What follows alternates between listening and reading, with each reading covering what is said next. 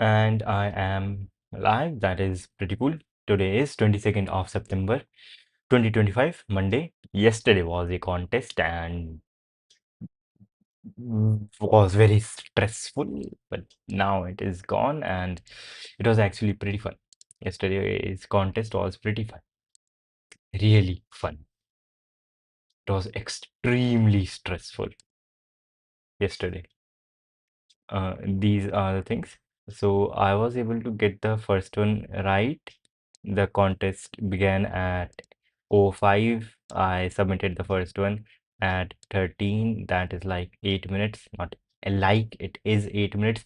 But then the second one, shit, 1 hour and 1 minute after the contest started. And that is a very long time. This 1 hour was very agonizing. But then, yeah, I was making a stupid mistake and I got it right, and I got it right. And then in this one, after somehow when I got this one right, B, somehow number C just clicked.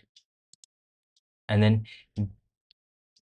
this one, D, was not very difficult, I would say. And the reason that I got all of these wrong was I thought, oh shit, it is already outside my pay grade and I won't be able to do it. So I should not think, I should not do my best and be rigorous about it. And that was the reason I got this right, wrong 4 times. But then I got this right at the last moment.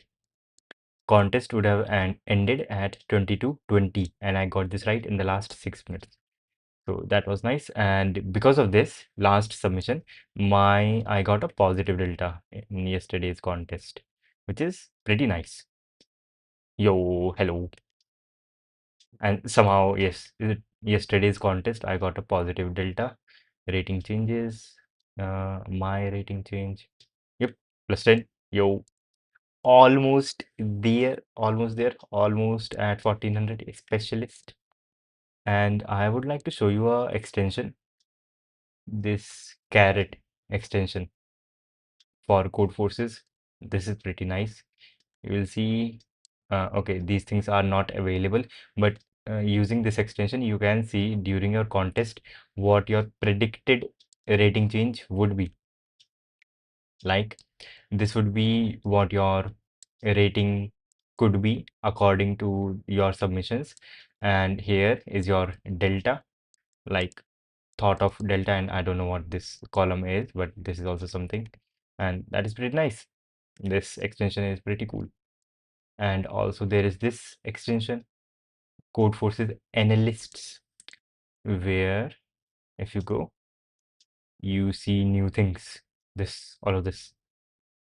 And this is very helpful because here I see that majority or bulk of the problems that I have solved are in here, from like 800 to 1400 rating, and my current rating is almost 1400.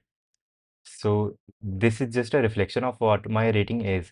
And if I go to some good players profile, let's say Cry is a nice player from New York, and in their rating, his rating, her rating, the majority of the problems solved are here.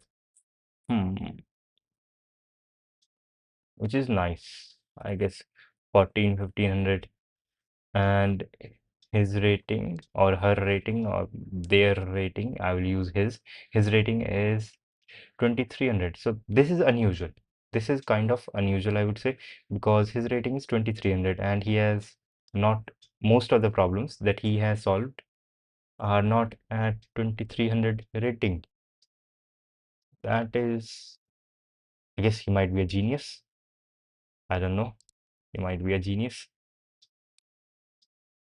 or maybe some other strategy. He's using some other strategy, but let's check someone else's. Anyways, this extension is pretty cool. Okay, this guy has solved just like 364 problems at 800 rating, and we could say majority of the problems are around 2000 level, and the guy's rating is 2000 rating. Yeah, so this is just a reflection, sort of how your rating should be, I guess. Yes, +4 to specialist. Let's go from taking input in a complex way to, yes, 1396, almost there. Yes. But again, even when I do reach a rating of 1400, the goal is to get to 2000, and I cannot become very happy with myself, and I'll have to work hard still because at I think it was this point in this contest, or also I think in this contest on 21st of August 2025, I got like gaslighted. I thought, okay, I am the best. And then I lost 114 rating points. And I think I was only able to do, my rank was 19,000. And in this contest, yes, I was only able to do one question. And this was a Division 3 contest. So yeah, that was a very good thing. Yes, that was a very good thing. And I became like, it was very good. I became more mature, you could say, after that. And yeah, almost there, almost there. And there is a contest in 2 days. And let's see how that goes. That contest is by like Dominator 69 is one of the person. So that is nice. And let's do CP31 for the day. And also now my terminal looks really good.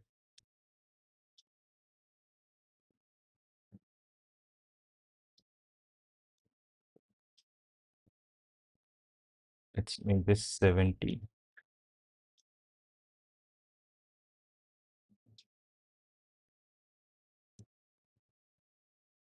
Okay, 70 might be too much. How about 80? 80 looks fine. 75, that is okay. And blur is also okay. That is cool. Okay, T-Max attach, 1500.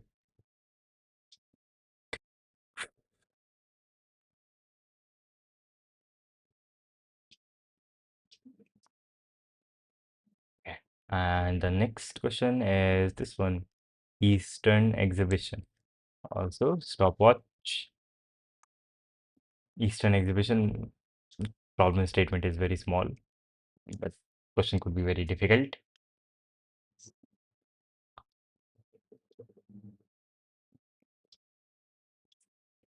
Let's see.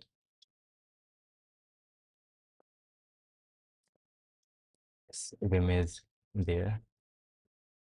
You and your friends live in N houses each. Wait. On a 2D plane in a point with integer coordinates, there might be different houses located at the same point. The mayor of the city is asking you for for places uh, to build it. Have I done this one? I don't know why I feel like that. For building of Eastern exhibition, you have to find the number of places, points with integer coordinates, so that the summary distance from all the houses to the exhibition is minimal. The exhibition can be built in the same point of places. Where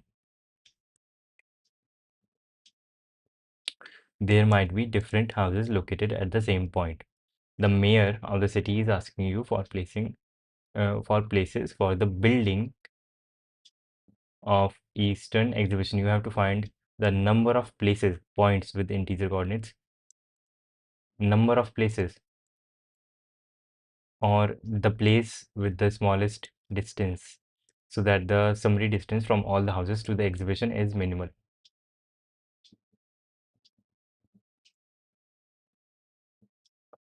Okay, they are going to be at maximum 1000 coordinates, xy coordinates.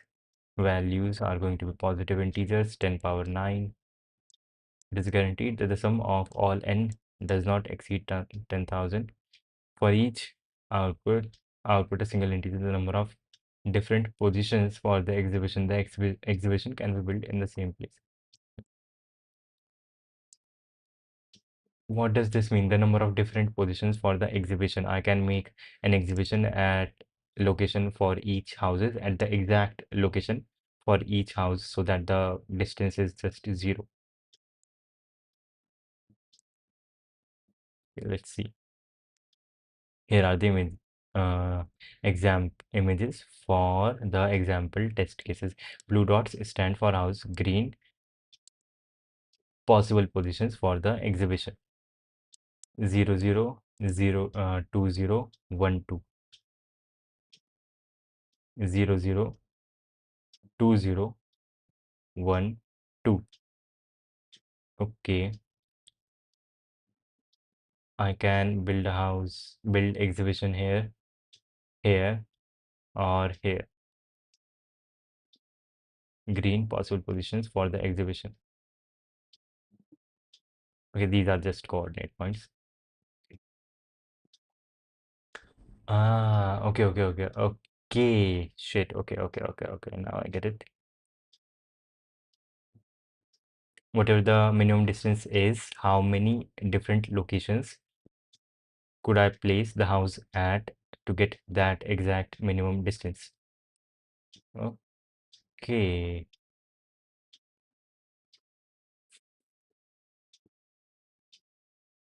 Okay, I feel like I've done a similar question and minimum distance. Yes, I have done something like this.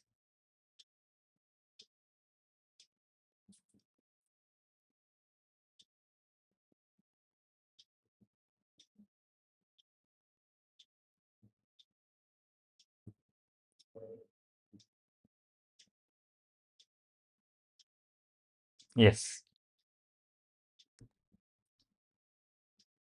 yes, this is doable. This is, of course, doable. Okay, I can uh, take all the x coordinates in a vector. Let's say, let's show all the okay, first let me solve it and then I will try to explain my thought process. So let's do this. Boilerplate. Okay, the brightness is, I guess, a bit too much. The backlight and vector integer x size n and y also size n. Y was an n. Xi into yi. Right. First one is x. Yes.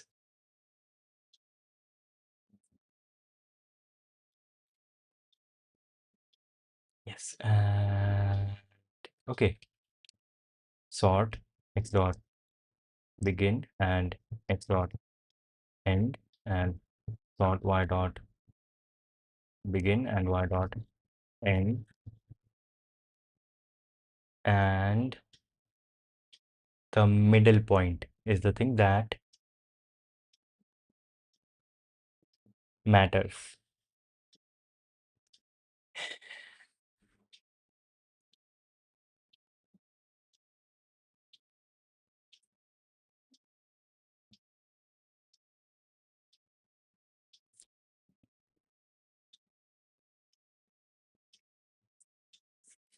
Okay, shit. If n is even or odd, answer depends on that thing. And also,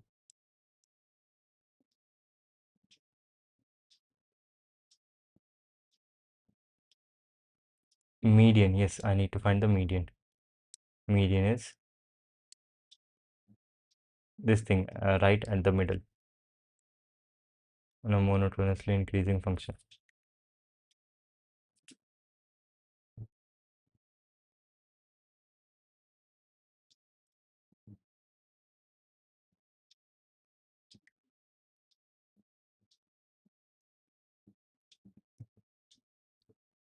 1 multiplied by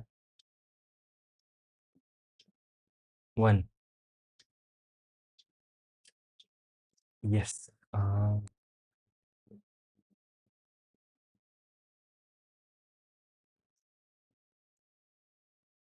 And spare x and spare y, answer is going to be spare x into spare y, and both of them are at least equal to 1. Spare x into spare y, and I will explain in a bit what I'm doing if I get this right. I think I got this. So first I have to find the median.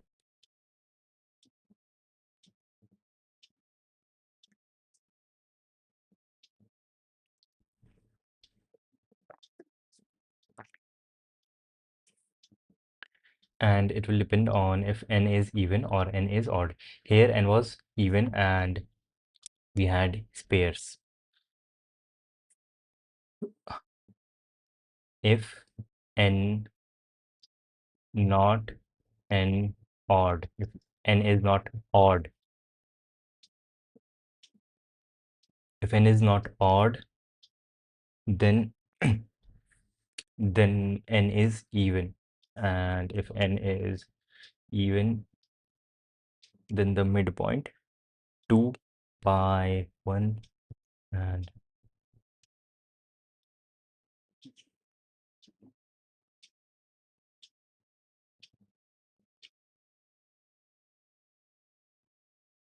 spare x equals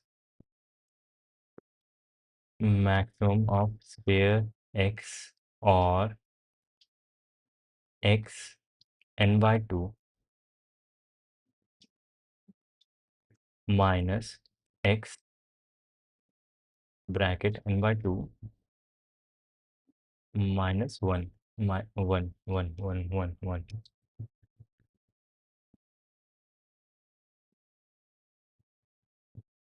And I think the same goes for y.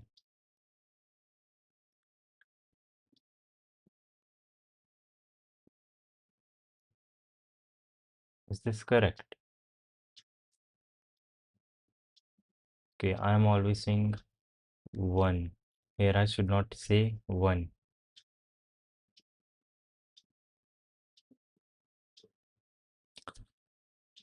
Yes, I should not say 1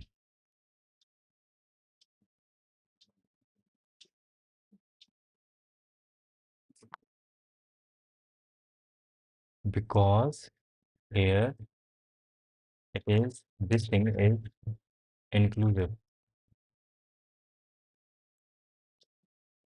Okay, okay, here you see that?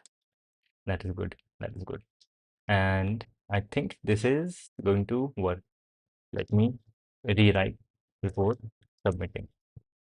Int n, c in n, vector integer x size n, y size n, and for int I equals 0, I less than n, I plus plus, c int xi into yi. The second number is y in every ith line, and then we have spare x equals initially 1 and spare y equals initially 1. And since we want the minimum distance, we want to keep our wherever our the thing is, wherever this green point is, to be e not equal but minimum distance, to be at a point where its distance from all the points is minimum. And we can, instead of thinking about this in 2 dimensions, we can break the x dimension and the y dimension into their own separate problems. And here in I have spare x and spare y. Spare x is how much spare room do I have to wiggle this green point on the y, on the x coordinate, and how much spare room do I have to wiggle this green point on the y coordinate. And shit, I think I said y coordinate coordinate on this point, so my bad. Yes, how much spare room do I have on the x coordinate and how much spare room do I have on the y coordinate, and multiply the two to get the actual answer. Spare x into spare y. But these things are going to be at least once, because there is going to be at least one place where I can put uh, x and y. But if we have n as odd, if n is even, my bad, if n is odd, then there is, if n is odd, right, then there is always going to be one house, and we are considering this in one dimension for first. Let's say this is the x dimension. If n is odd, then there are going to be some houses on this side, some half of the houses on this side, and one house in the middle, which is like, which is the median, right? Median value is going to be a house. There is going to be a house on the median value, and if n is odd, then if I make the exhibition go to the right by one integer, then the increase in the total distance is going to be n by 2 plus 1, because I moved one distance to the right with respect to all of these houses, which are n by 2, and this is floor of n by 2. Since n is odd, this is floor of n by 2. With respect to all of these houses, my distance increased by 1 and 1 because of this. And the amount by which my distance decreased is the amount of these houses, which is just n by 2. So this is how much the distance went up, and this is how much the distance went down. And this is not a good deal, so we will have to fix our exhibition, and there is no wiggle room, which is represented by 1. But if n is even, there might be a little bit of wiggle room. And if n is even, then I will have a bunch of houses on the left, a bunch of houses on the right, and there will be one house here and one house here, and all the values in here, including these two, are median values. And that is the spare wiggle room that I have to, in which I can wiggle that green point around. And I will take the wiggle room in x direction and the wiggle room in y direction and just multiply them to get all the possible points. Now, spare x equals, and since these two are included, if these two houses overlap, that is, these n by 2 houses on the left and these n by 2 houses on the right, if they overlap, then since these two these houses, which are the median values, these are inclusive, I do not have to take minimum because it will always be at least equal to 1. So x n by 2, which is the right house, minus x n by 2 minus 1, the left place, right? If n is like 4, then the houses I have are at these indexes. So n by 2 is this one, house on the first house in the right subsection, and n by 2 minus 1, n by 2 is this, and minus 1 is this house. And we do this, and plus 1 because this is inclusive. Spare y is also going to be updated, and y n by 2 minus y n by 2 minus 1 plus 1 inclusive. Shit. 0 and 6, because I didn't sort these things and because I'm stupid. Okay. Sort x dot, because we want to find the medians, right?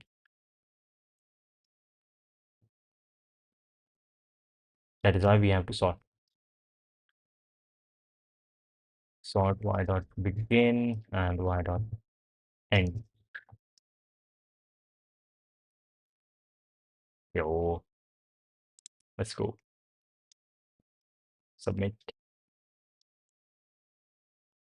Hopefully this works. Hopefully. I don't know. Hopefully. Or maybe not. Shit. What went wrong?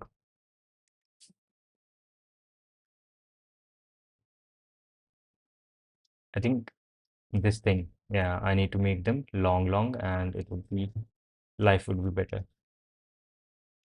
Is that the only thing?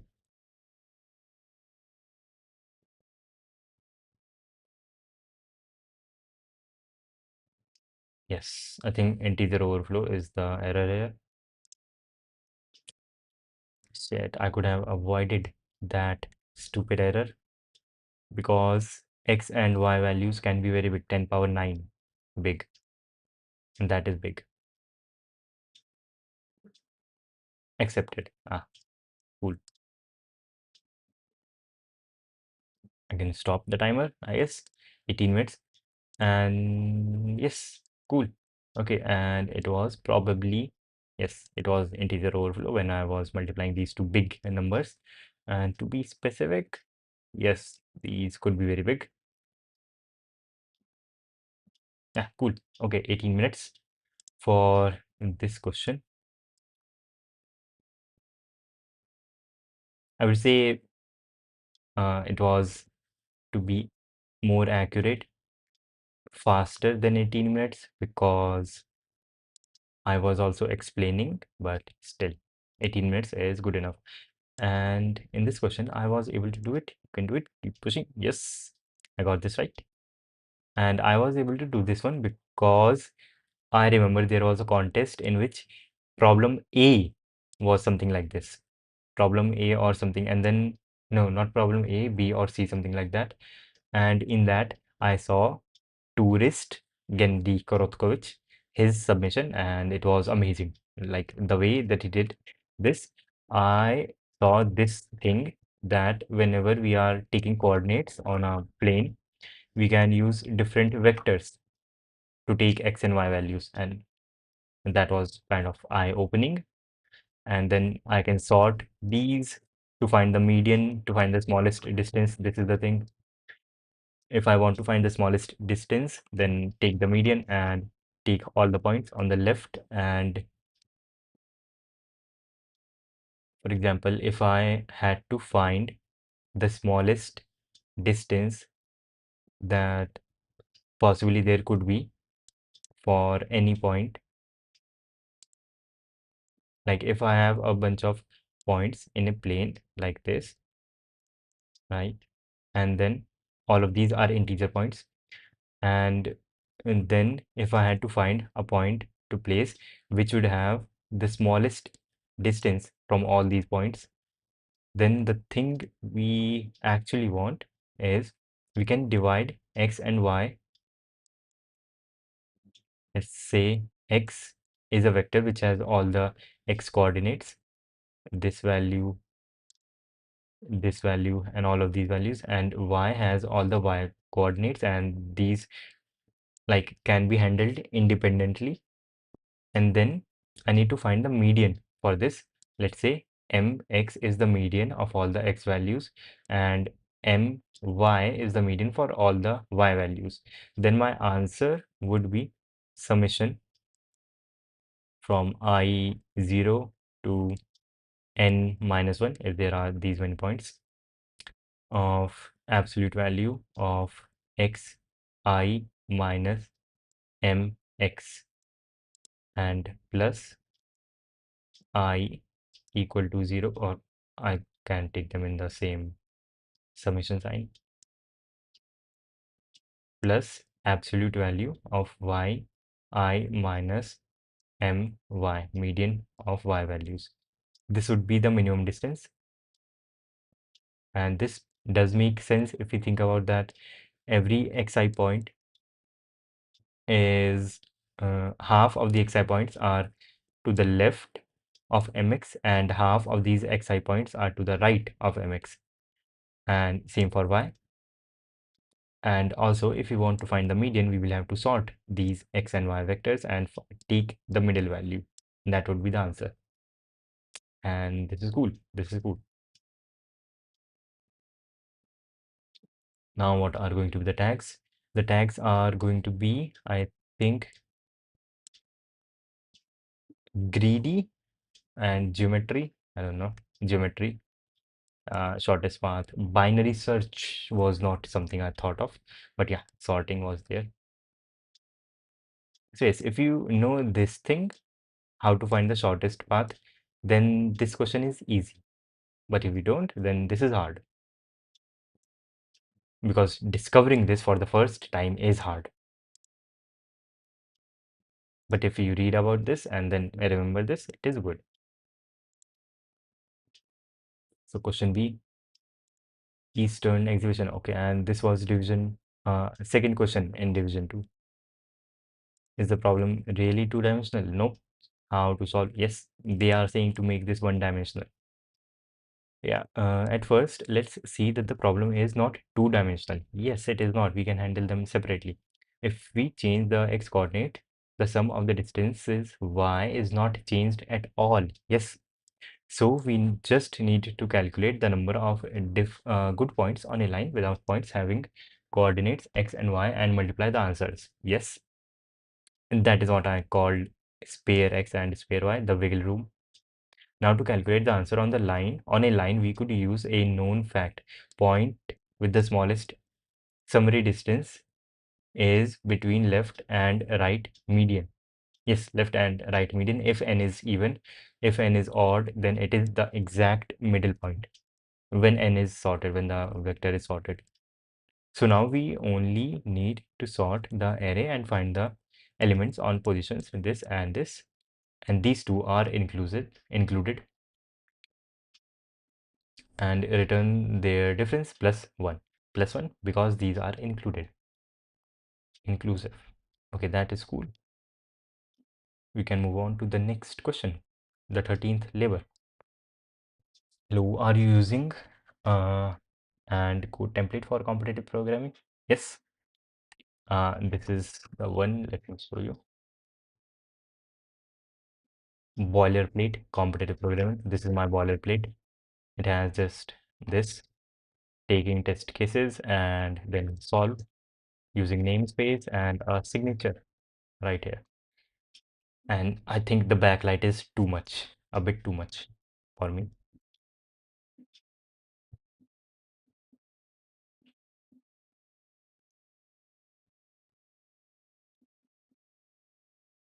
Now it is fine. Now it is better. We can also increase the blur here.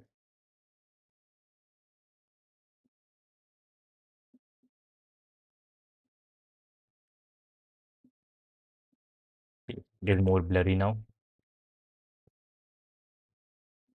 That's TCP. Yes, now this looks good.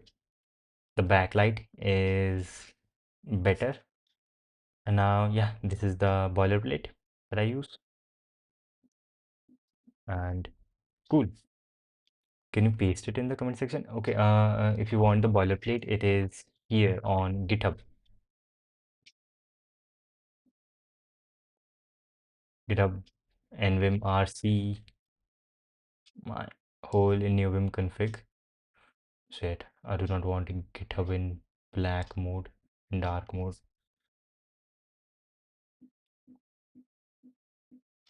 Walrus, CP, competitive programming. Yes. Wait, shit, this is not updated. This is not updated. Ah,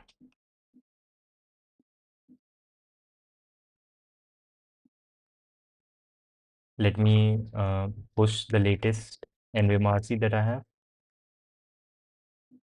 There is a lot of stuff.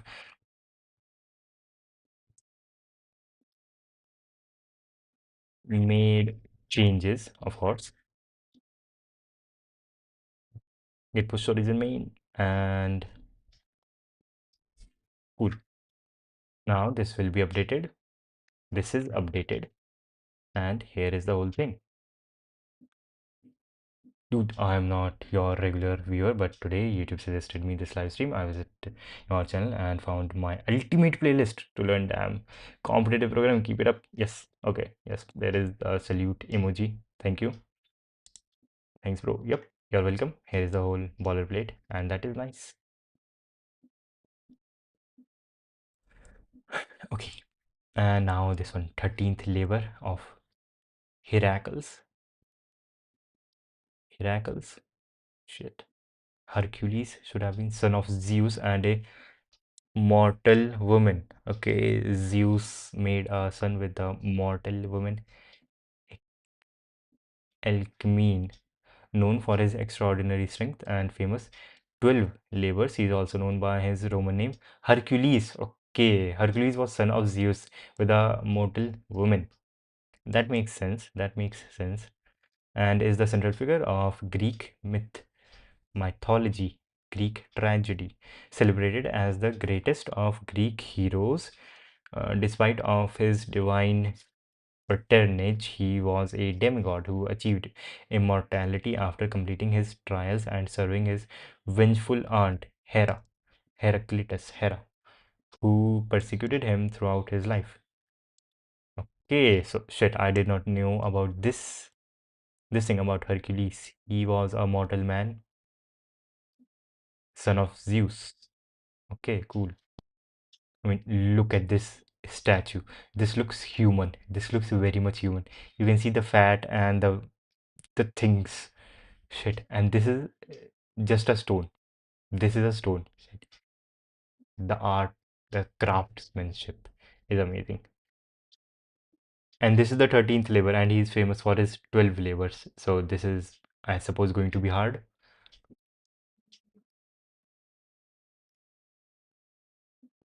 Okay, let's do this one now.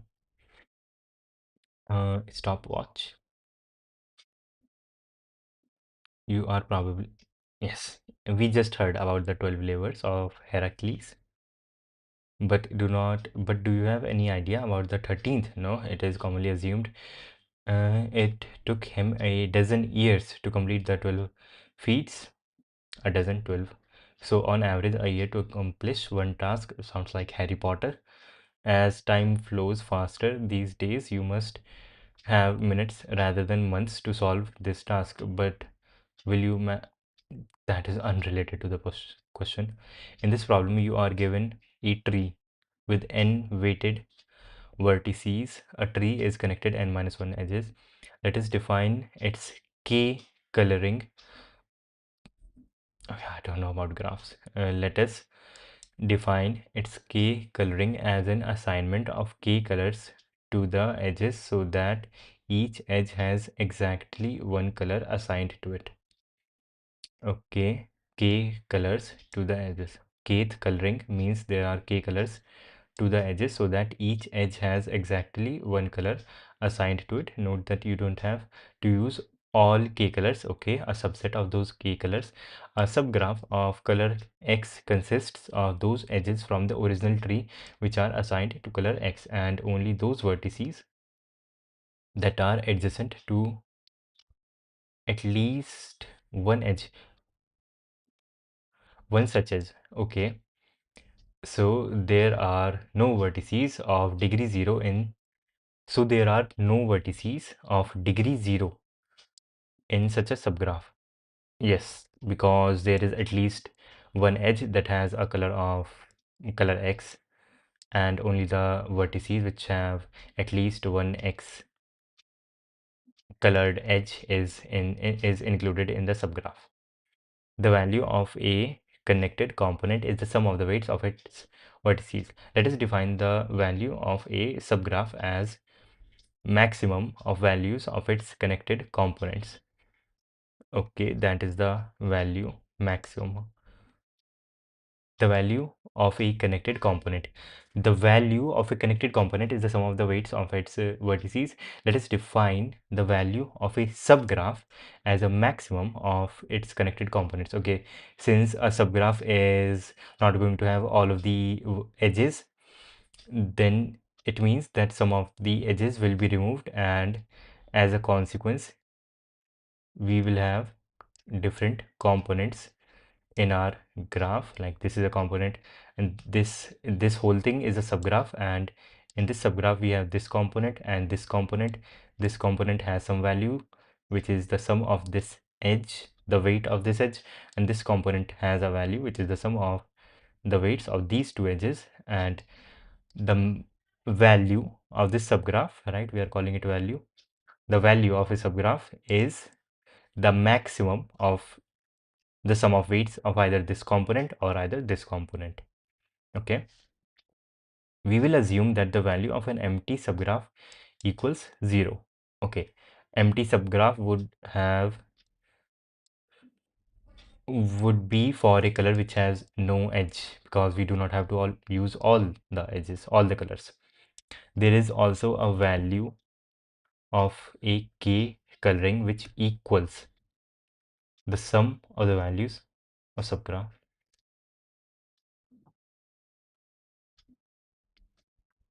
There is also a value of a k coloring which equals the sum of the values of all the subgraphs. Sum of values of all the subgraphs. Given a tree, for each k from 1 to n minus 1, calculate, because we have n minus 1 number of edges, calculate the maximum value of a k coloring.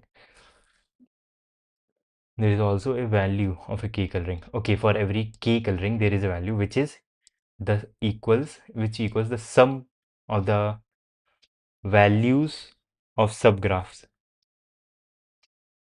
for all k colors.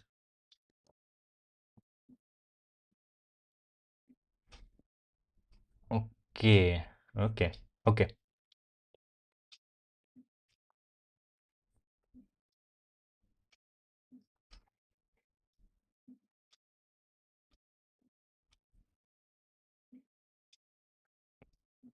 And I think we don't even have to think about the fact that we are using graphs here.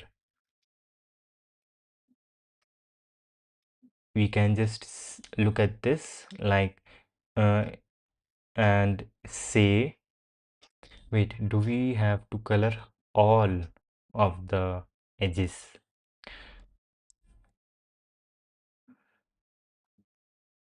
Colors to edges so that each edge has some color.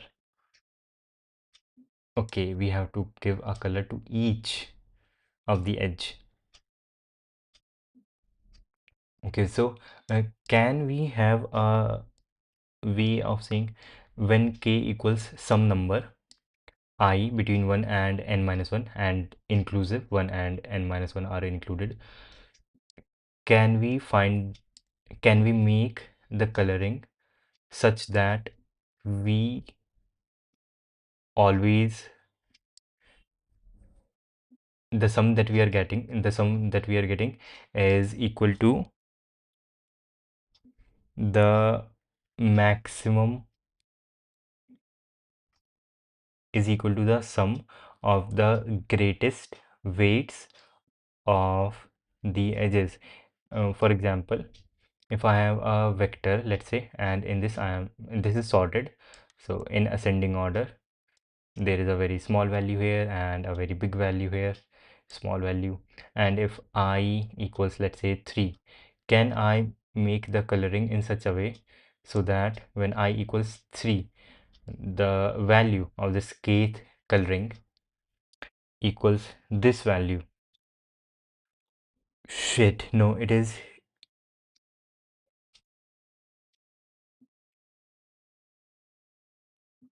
What is the maximum value that I can get? The maximum value would be that everything is connected in a component.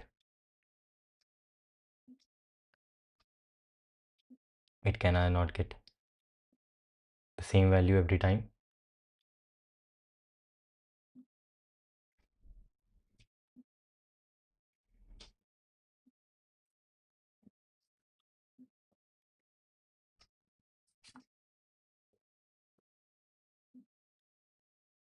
Second color. Weights are given to the vertices or the edges?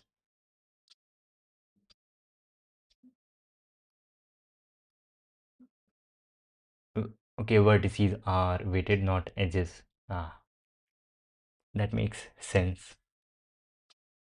And a vertex can be included in different groups, in different, like twice. Hello. Yesterday's contest was nice. Mine was same like previous contest. Bro solved only two. I was close to solving third and fourth, but ain't able to make a working code. Lost like 50 rating points in last two. Shit, that is 100. That is a lot of rating points gone in two contests. But yeah, I guess it makes you stronger in a way, right? Not just for contests, but for life itself. And it is nice. It is nice to lose rating points. Like genuinely, it is nice to lose rating points.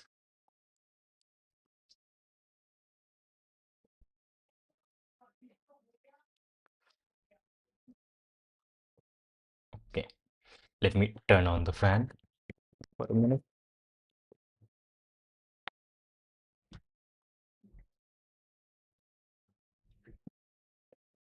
Yes, since right now we need to solve this question, we would need some mental model to go with this. And how is the input even given? N is a number, and then the second line consists of n weights for each vertex, and then the lines, okay, then the edges. Let's work with this one to get some mental model of what we are dealing with. So we have four vertices, and they are connected 2 and 1, 1 and 3, 3 and 4. And the weights are 3, 5, 4, 6. And when k equals 1, we can color everything in one color. So boom, boom, boom.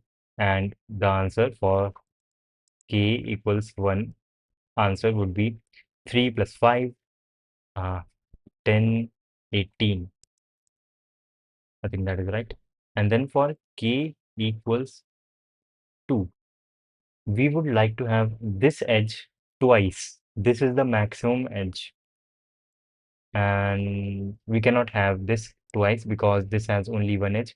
So this is going to be included only in one subgraph. So that is it.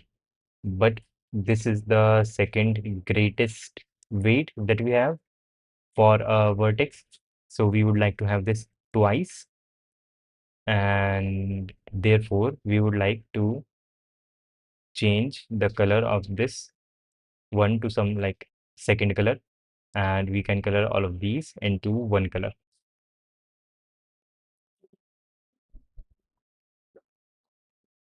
And then the weight would be 8 plus 3, 5 plus 3, 8 plus 4, 12. And then for the second color, the answer would be 6 plus 4 and 12 from the for like first color. Answer would be 12 plus 10, 22. And I think that should be correct if I'm thinking correctly. 22, okay. And then when k equals 3, when k is 3. Now I already have this one twice. This is the next greatest, which I would like to have twice. So I can have this twice, and answer would be, so let's recolor. This blue thing is representing the color that they are in. Okay. Now we have three colors. We can assign different colors to all of them. 1, 2, 3. And for color 1, the sum is 3 plus 5, 8. For color 2, the sum is 3 plus 4, 7. And for color 3, the sum is 4 plus 6, 10. That is 25. And is that right? That is, wait, shit. contestating you. 25 is correct. Okay, that is cool. That is cool. Okay, so yeah, I think that is very right. That is very, very correct. But since this is a tree, I could have had this thing, my graph look like this, in which case, if we had something like this, then the coloring would have been very, very different. Then when k, now when k equals some number, k equals 1, I can have,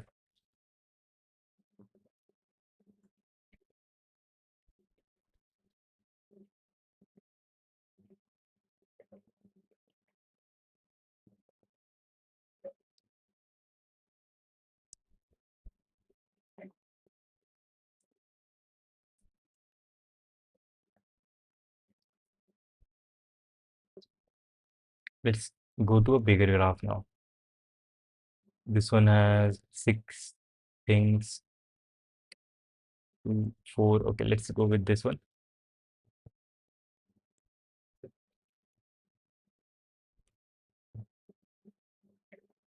I think we are on to something. Okay, edges, vertices are 6. 1,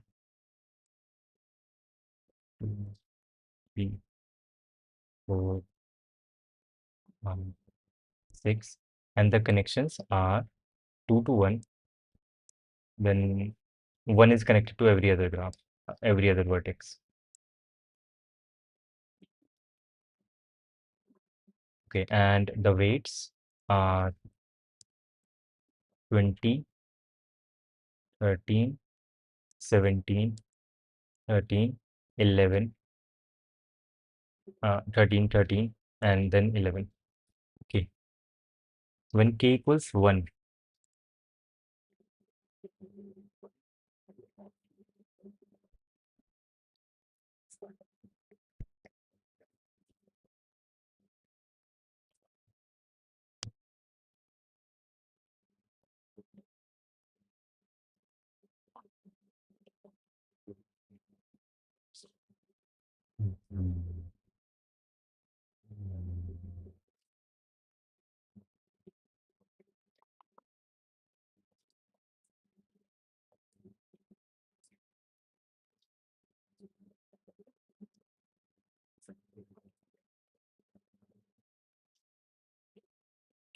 when k equals 1, I can have all of these ones at maximum.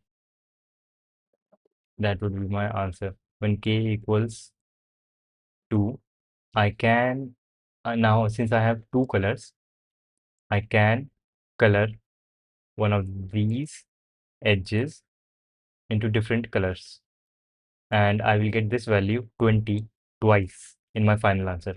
And also one more thing, that there is no point in making disconnected graphs,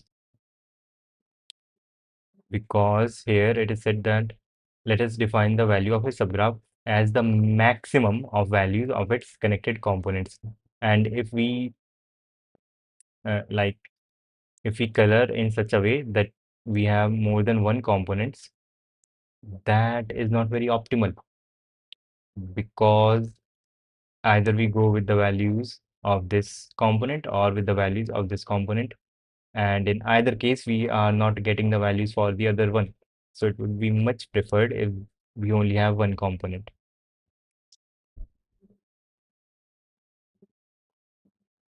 So we are only going to have one component for each subgraph for every color. And when k equals some integer value I, then I is the maximum number that we can add one weight by. I, or the degree of that weight. Here the degree of 20, this one vertex is 1, 2, 3, 4, 5, since 5 other vertices are connected to this. And right, so if I have different colors for all of these vertices, then I will add this weight 25 different times. And if k equals, let's say, something smaller than 5, like 3, then I can at maximum have 3 different colors, and I will be adding this number 20 to my final answer 3 times.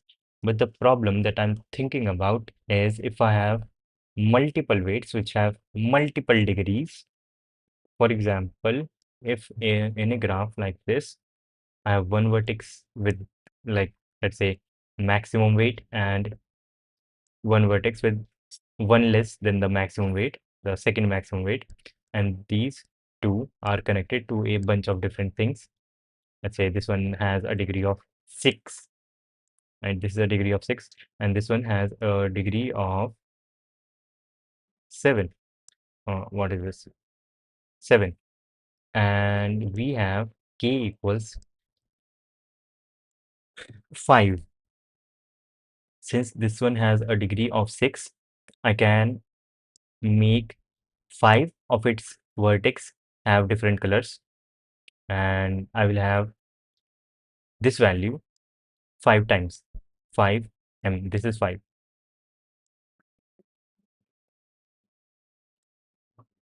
5 but these two share a vertex.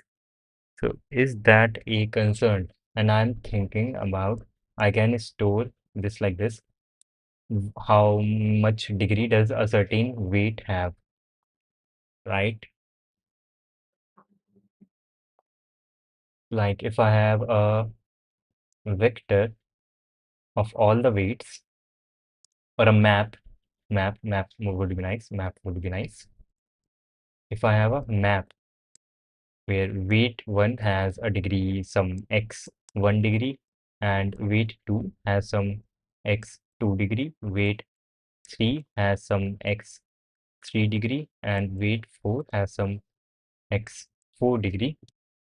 The question I want to ask is, if k equals some value I, then is the answer going to be W1 for every weight multiply by uh,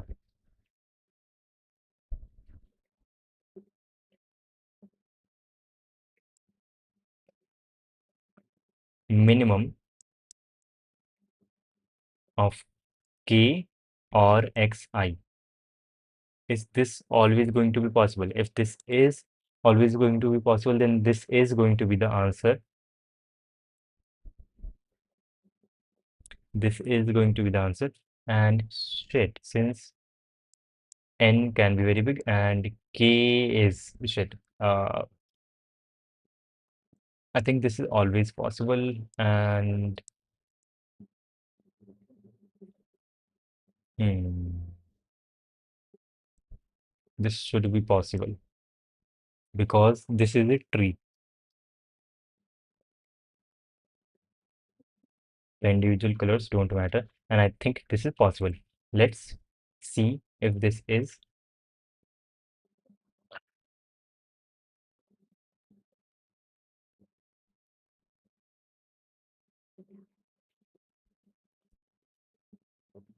possible.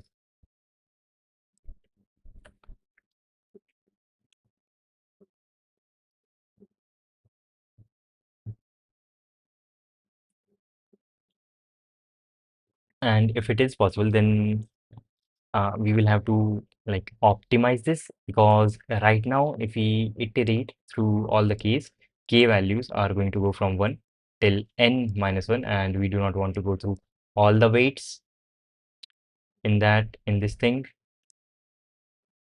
So we will need something like prefix or something. How to hide the tags? There is this extension. This one, I guess. Yep. Code forces helper. Hide tags, accept rating, show the rating, but hide the tags. And I cannot see the tags unless I solve the question.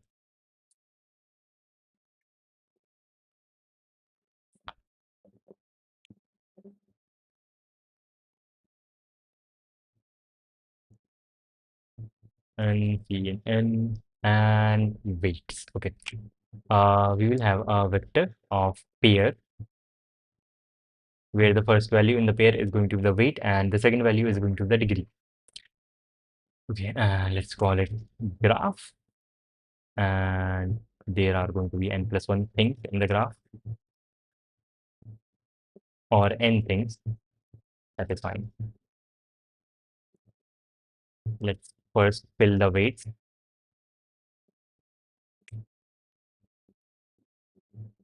Graph I value dot first because that is the weight, and now I less than n I plus plus in L and right get the left or right edge vertices which are connected by this ith edge, and this will go for I minus 1 because there are n minus 1. This will go till n minus 1 because there are n minus 1 edges in a tree. And now we have L and R are 1 indexed. So we make them 0 indexed by subtracting 1. And we will increase the degrees of L and R by 1. And also let's say here to initialize the pair to have the value 0, and graph I for the ith thing, degree is in the second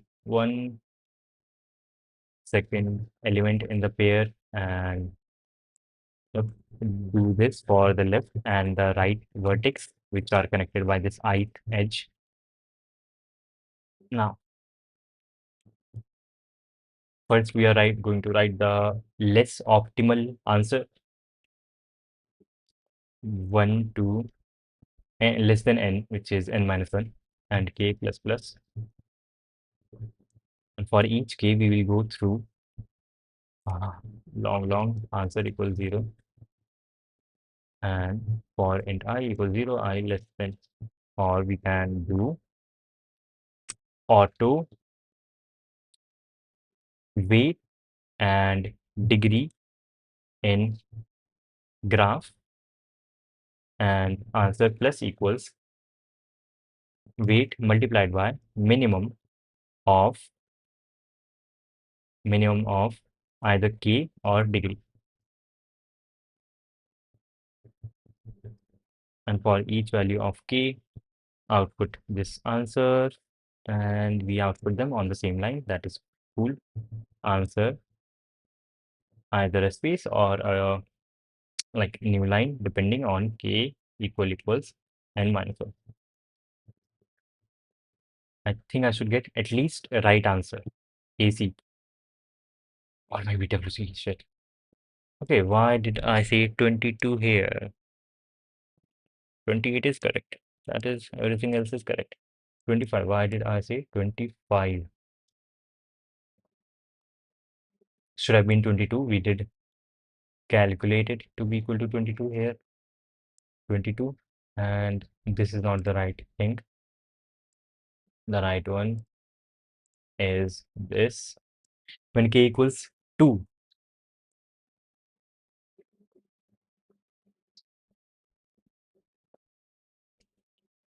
yep, this is the thing that I was worrying about.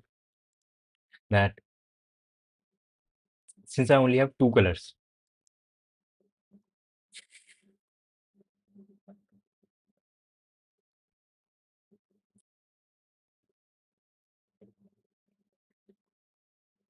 yes, if I have this and this and this, then when I'm calculating value for color 1, then I will have this component and this component, and that is not good. I will only get answer 10 for 6 and 4. They have a value of 10, and 5 and 3 have a value of 8, and 10 is more higher than 8. So for the first color, we will have the value 10, and for the second color, we will have 3 plus 4, which is 7, and so this is the wrong way to color them, and we cannot have this. Ah,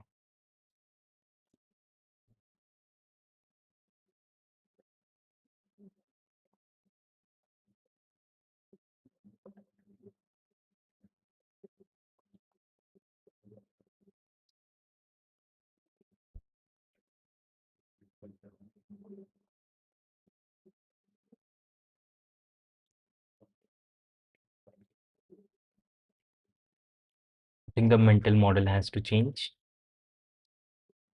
And even if we find some better way of calculating this thing, or not better, but the correct way, then again, k is very big. K is going till 10 power 5, and n is also very big, 10 power 5.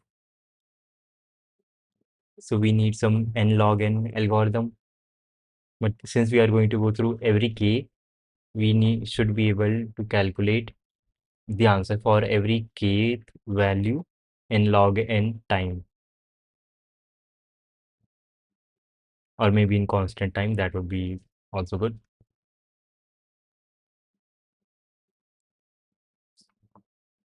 When I have extra k's,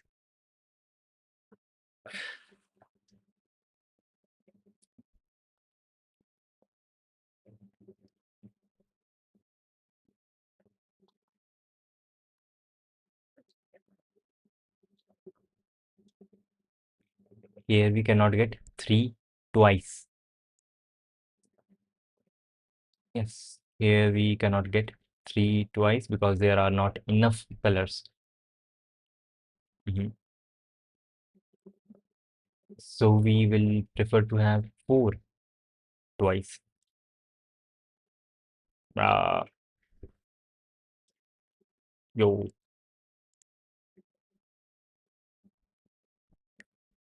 does not make sense. 2.5 seconds.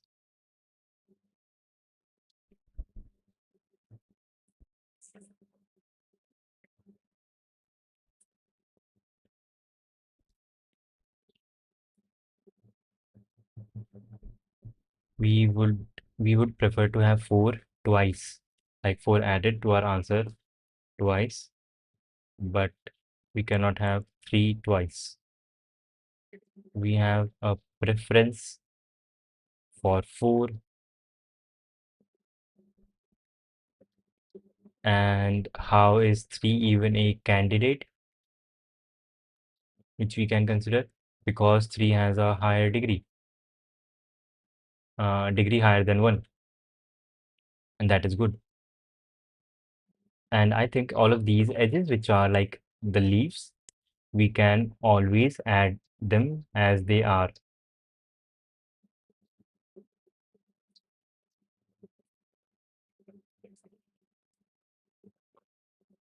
And shit, whenever, so at maximum, at maximum, let's say our tree looks like this, a straight line,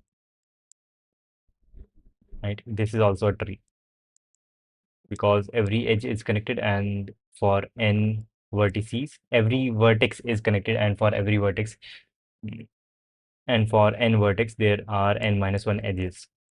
So in a straight tree, there are 2 vertices which are leaves, and n minus 2 vertices which are like this, like which have a higher degree.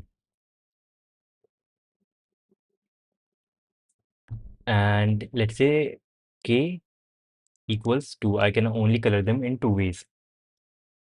When that is true, let's say this vertex has the highest weight, maximum weight, and this one has the second maximum weight, wm dash. And when k equals 2, I would like to have this one twice. So this and this. would have different colors. This one would have, let's say, color 1, this one would have color 2. We can flip the colors, it does not matter. And let's say this one has, no, shit, in this case, you would be able to add, how, shit. If we were to alternate the colors, then we will have a lot of disconnected graphs, and that is very bad because, yes, that is very bad. uh, because when we find answer for all the edges which are colored in color 1, we will be getting answer, like our answer would be either this one. We will have a lot of components, unconnected components. Yes, and that is bad. We'll have a lot of unconnected components, and we established, I guess, at the start that we do not want unconnected components.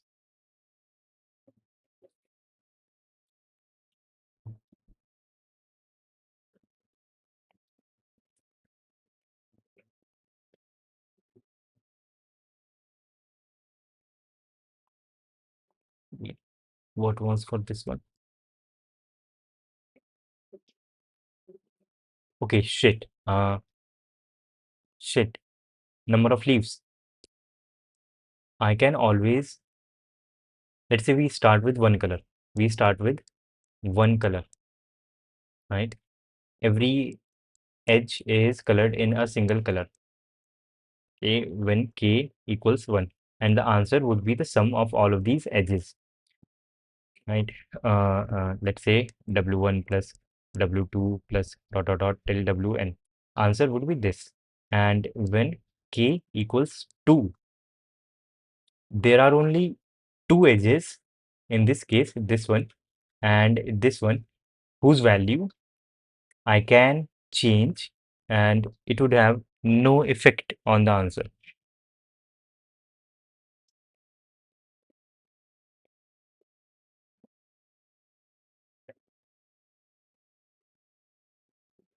It would only increase the value of the answer. When k equals 1, I have one spare edge whose value I can get twice. Leaf. Shit. Okay, so I only need to find the leaves. I only need to find the leaves. And when k equals 1, I do not have any spare leaves. But when k equals 2, I can add the value of the leaf with the, not just the leaf, but the edge which is connected to one of the leaves, the value of the leaf plus the value of the vertex which is connected to that leaf. And when k equals 1, I can always have k minus 1 such edges which are connected to leaves. And those k minus 1 such edges will be the maximum such edges.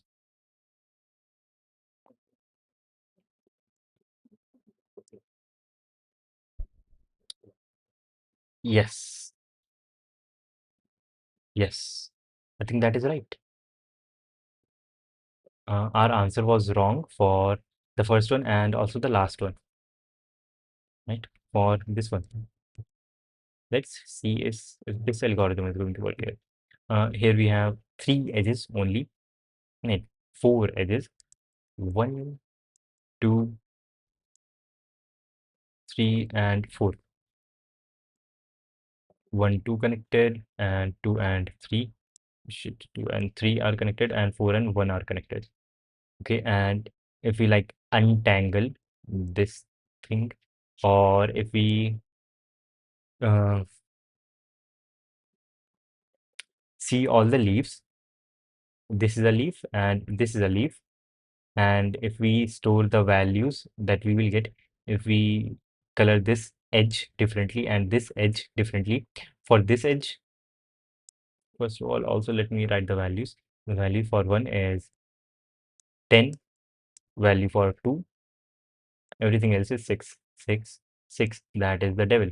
So for this leaf edge, the value is going to be 10 plus 6, 16. And for this leaf edge, the value is going to be 12. And this is already in descending order. And k is going to range from 1, 2, 3, and one more thing. Yes, the initial value, which is going to be for k1, is just the sum of all of these values, which is 18 plus 10, 28. So answer for k equals 1 is 28, and for k equals 2, now we have k minus 1 spare edges. K minus 1 of these values we can add to our initial answer, which was 18. So k equals 2 and k minus 1 will be 1. So we can have one of these things, which is now 16. So if we add 16 to our answer of 18, we will get 44. And for k equals 3, now we have two spare edges, and we can add both of these to our answer. And 14 plus 44 plus 12 is 56. Now, is the answer 28, 44, and 56? And if it is, it is going to be good. 28, 38, and 44. Can we not have 16?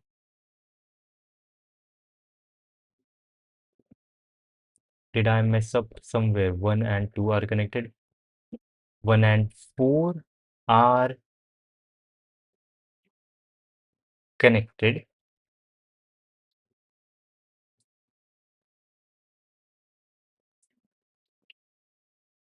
6 plus 6 plus 10 and 6. Initially, we had the value for 1.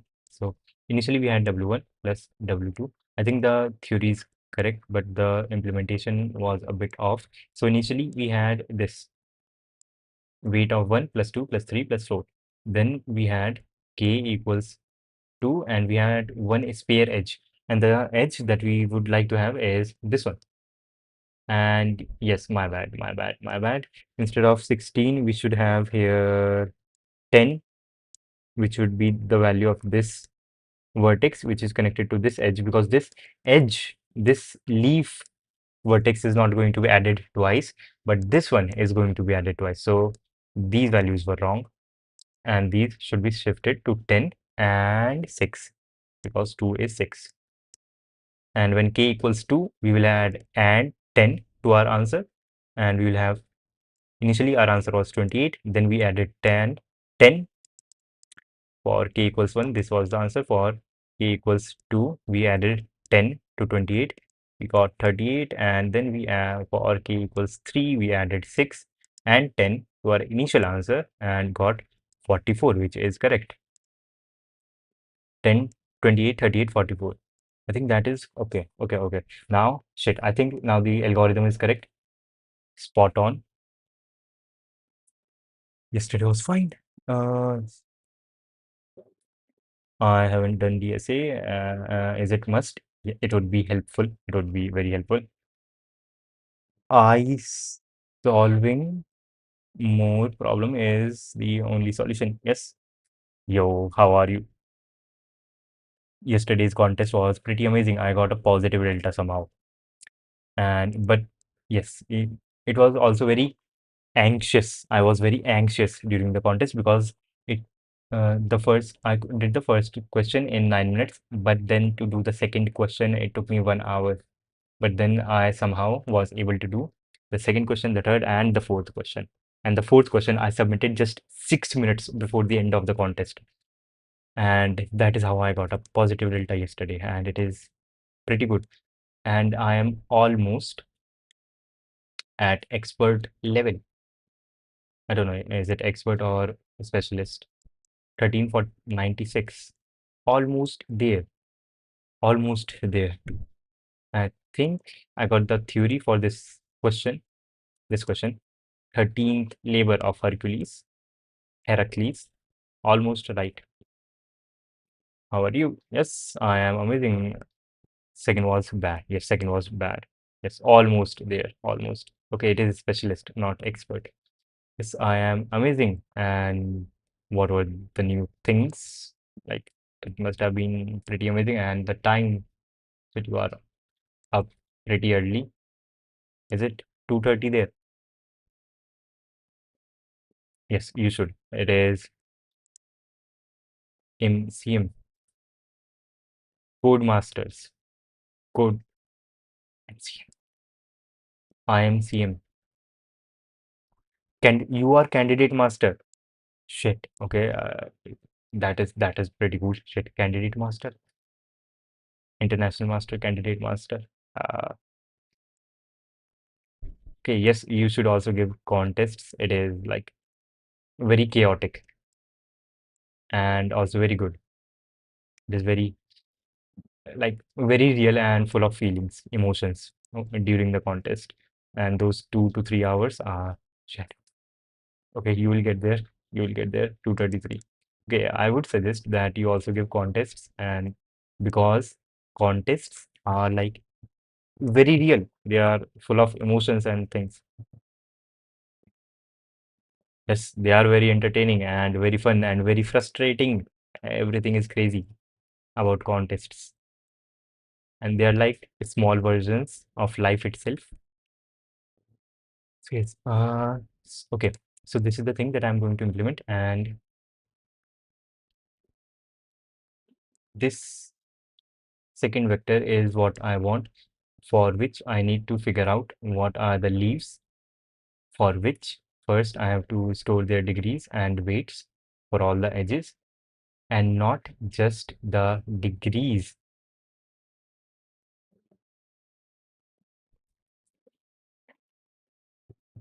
Okay, okay, okay. Delete everything, of course, and write from scratch.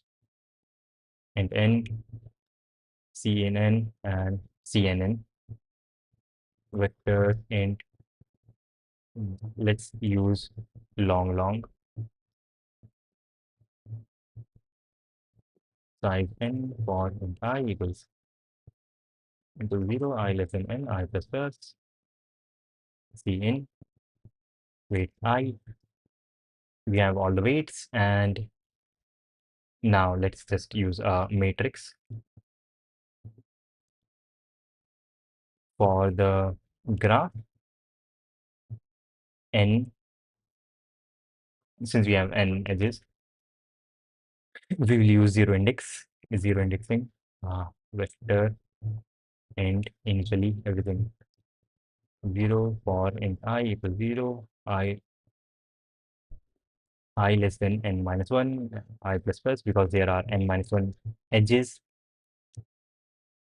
int L and R, as in like left and right, C and left and right, make them minus 1 to make these left and right vertices zero indexed, and we will add them to the graph.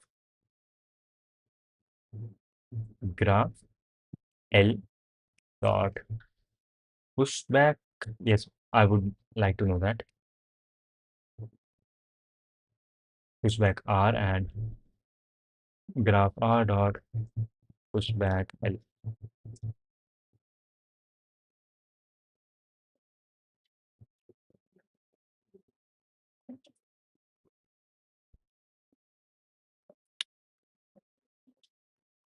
And now vector long spare size cannot be stated beforehand for in I equals 0, I less than n, I plus plus. If this current vertex is a leaf, how do we check it? We will check it like this: graph I dot size. If it is equal to 1, then this one is a leaf. Then we will add into spare dot push back the weight for the vertex which is connected to this leaf, which is the weight of the vertex which is connected to this leaf, which is graph I0. And when all the weights have been added, we will sort this. Spare dot R begin, because we want to sort this in descending order. Spare dot R end,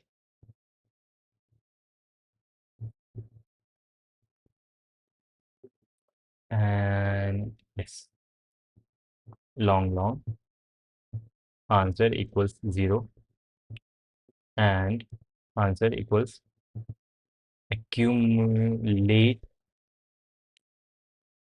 weights dot begin and weights dot end starting from 0 0 0 long.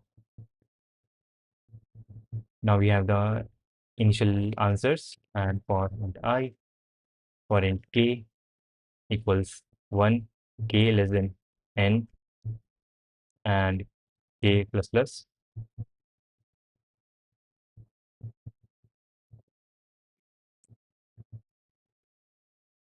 minus 1.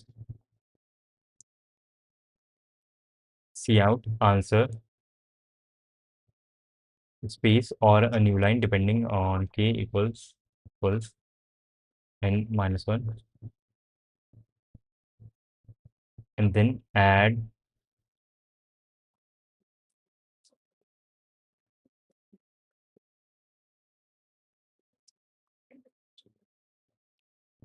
yes, if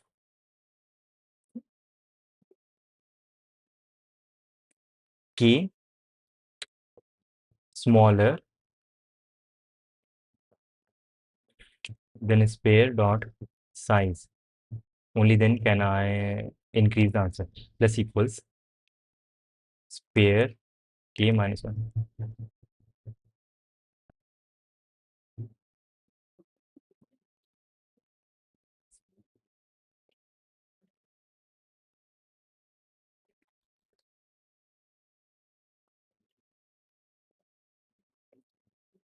For k equal to 0, this is going to be bad. So for this and k,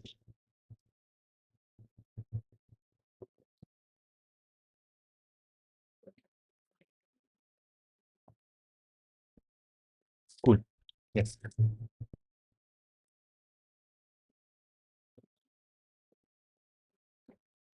Ah, sorry. Wait. Minus 2.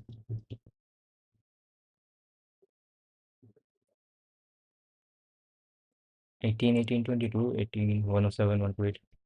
It is shifted by 1 somehow.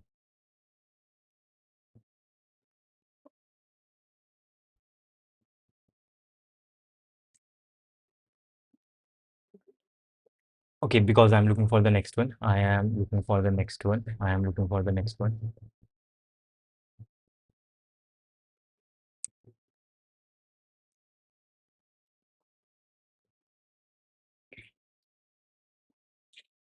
Spare dot size has how many spares do I have, which I can add multiple times. And k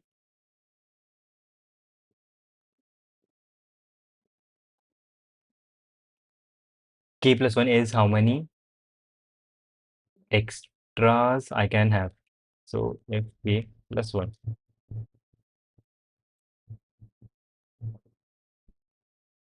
Yes.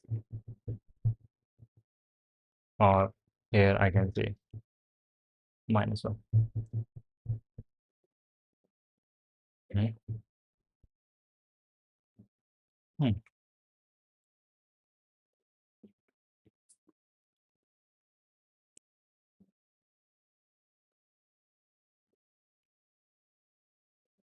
What is the size of spare?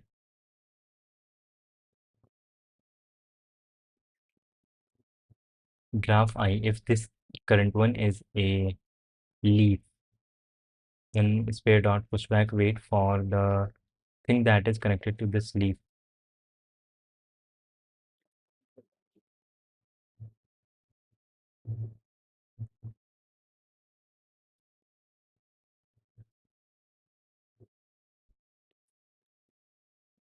2, 2, 5, 2.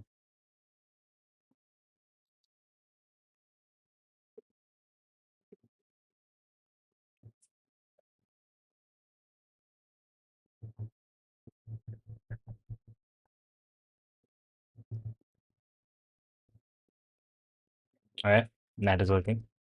That is working. I think, and it is going to be correct. I think. Yeah. Shit. Nice. Bro will be back. Anime effect. Uh, yeah. Lol. Shit. That is crazy. You're messing up on timing. And I don't know the context that is going on. Okay, I think this is correct. I think this is correct. And before submitting this, I will delete the whole code and write from scratch. Int n, cnn, and vector long int pause weights. What are the constraints? Weights themselves are not very big.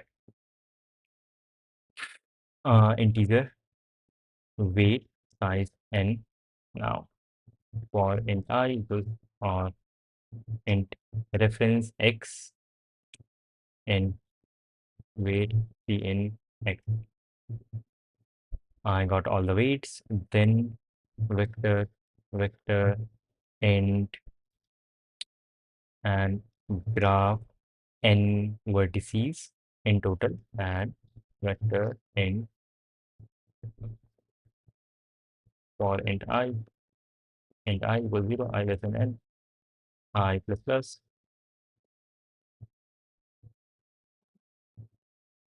int L, R, yep, get the current edge. This is going to go from 0 to L n minus 1 left, and the current right L minus minus R minus minus to make these 0 indexed, and graph, or this is also called adjacency matrix or adjacency list. Yes, this representation of a graph is called adjacency list, and this representation is right there in competitive programmers handbook, first chapter on graphs, basics of graph representation. This one, adjacency list. This is the thing, right? Yeah, this is adjacency list representation, and that is cool. So for L, in the Lth vector, push back index R because L and R are connected, and in the rth vector, push back index L since these two are connected. And now we will need vector integer spare, the things we can like add when we have multiple colors. So for int I equals 0, I less than n, I plus plus, if the current vertex is a leaf, which would be if graph I dot size equals 1. If this current vertex is only connected to one other vertex, then this is a leaf, and I can do is pair dot push back the weight of the vertex which is connected to this leaf, and the vertex that is connected to this leaf is graph I 0. And now we sort in descending order, spare dot r begin and spare dot r end. This is now sorted in descending order, and we will have long answer equals accumulate from accumulate all the weights weight dot begin and weight dot end, accumulate everything into this long 0. And now for in k equals 0, k less than n minus 1, and k plus C out answer, and then a space or a new line depending on k equals n minus 2. And then we update k. If k is smaller and k represents the index of the sphere which I'm going to add right now. So if k is smaller than sphere dot size, then answer plus equals sphere k. That should be correct. That is correct. And the time complexity is also amazing in this.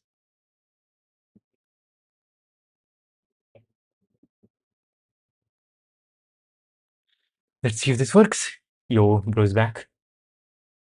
Bro's from Texas. This is running. Okay, wrong answer. Wrong answer. Wrong answer. Wrong answer. Wrong answer. Something messed up happened.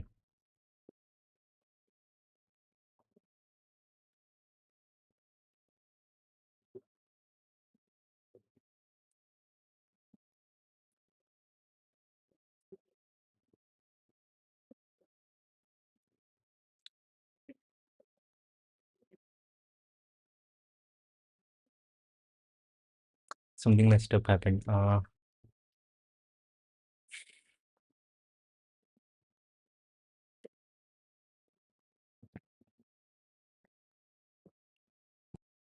Spare K.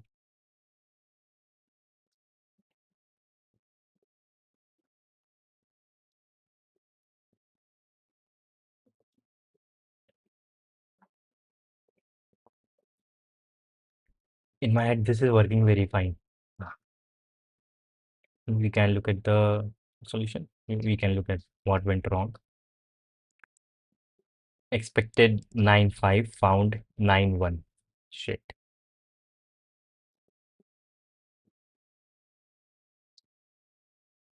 Second number. And after that, everything is also different. Everything else is also different. And why am I not adding any values here?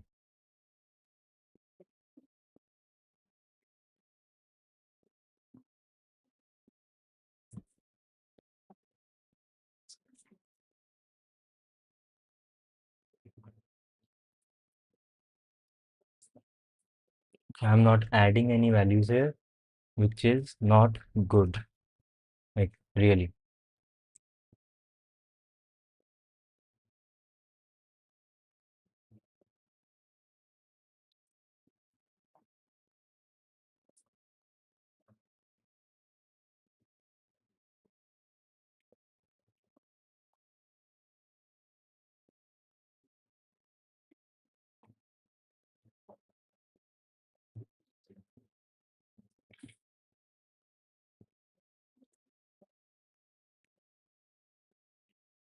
Okay, no value is being added. That would be if sphere is not big, but a sphere is always going to be at least 2 because there are going to be at least 2 leaves no matter what. Yes, there are always going to be at least 2 leaves in a tree. So why do I add?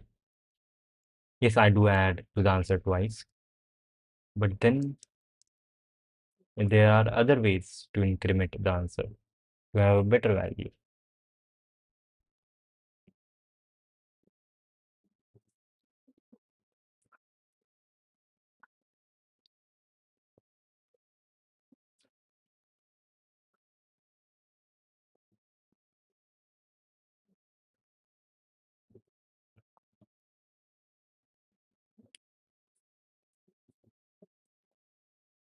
I think at this point we can look at the editorial, but I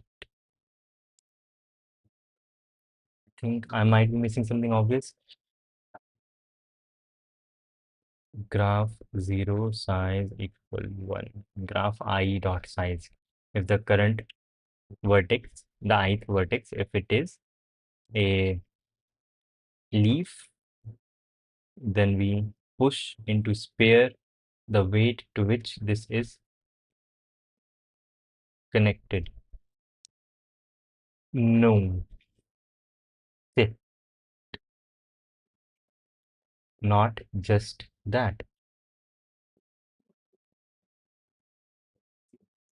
Okay. Shit. Yes, of course, of course. There are better ways.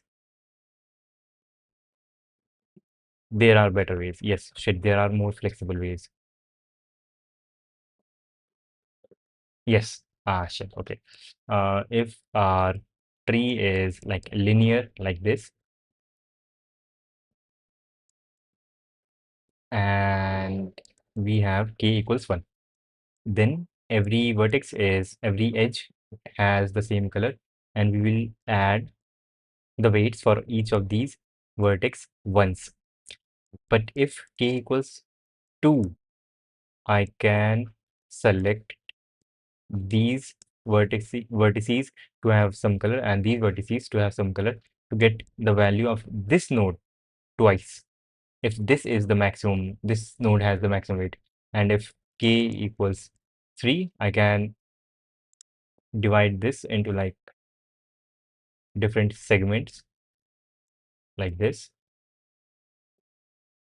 and I will get the value of this node twice, the value of this node twice, and so on for if k equals like n minus 1.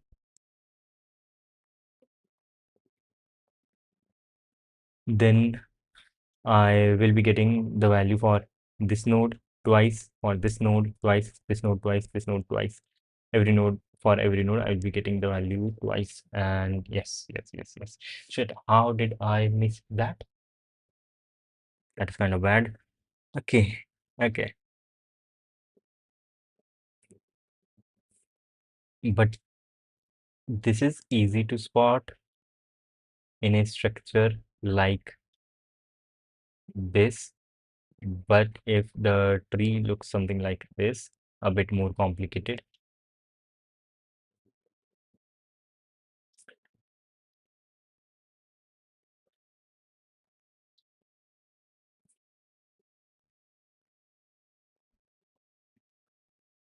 Okay, with these weights,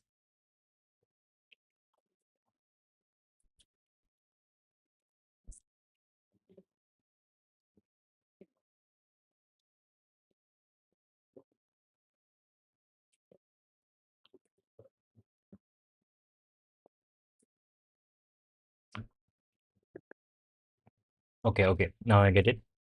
I think I can never have value of this vertex added twice, and same for this. But for this vertex, I can at maximum add the value this has 3 times. And when k equals 2, I can treat like does not matter how many things this thing is like subsequently connected to. If this is the maximum one, this has the maximum value, and I want this one to have a different to be added to my answer twice. I can color the all of these in one color and all of these edges in a different color. And when k was equal to 1 and I had only one color, all of this whole thing would have been a singular component. But now when k equals 2, this thing is one component in one color, and this thing is in one color, and this special node, very special node vertex which has the maximum weight MW, master waiver maximum weight, this is going to be added twice, and that is the only difference. And if I have weights W1 and degree x1, weight W2 and degree x2, and these are in maximum order. This weight is the maximum, this weight is the second maximum, and if k equals some number I, then I will have this weight added to my answer minimum of k and xi times.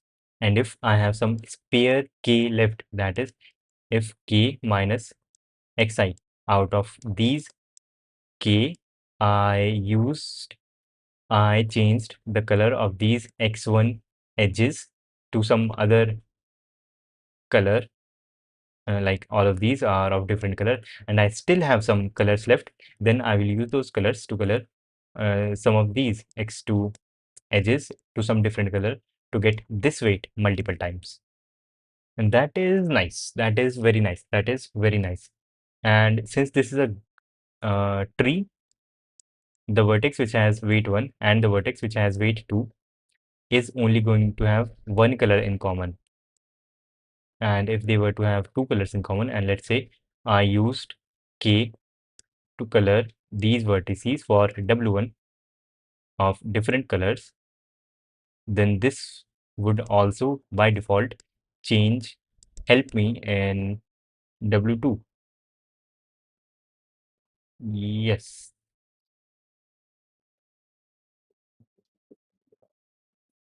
let's think about this a bit more concretely. W1, W2, W3, W4, and let's say these are connected like this, and this one is connected to a bunch of more things, and W1 is the maximum weight.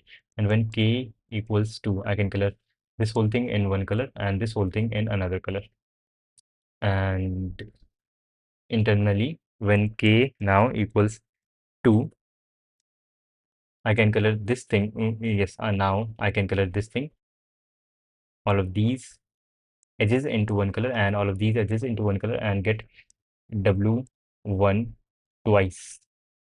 And when K equals 3, I have one spare color. I used two of the colors here. Now I have one spare color which I can use here and color this subgraph with all of these sub edges in different colors. And I guess we are good. I guess we are very good with that. So, yep, we will have you in some contest. That would be nice. Okay, so I was stupid at the start. Now I am, I guess, a bit less stupid. Okay. Yes, write the code again from scratch. Int n, CNN, CNN, yes. And vector int weight size n for int reference x in weight c in x, get all the weights, and for also the matrix representation vector uh, adjacency list representation for the graph with graph n vertices and vector int, yes, like this.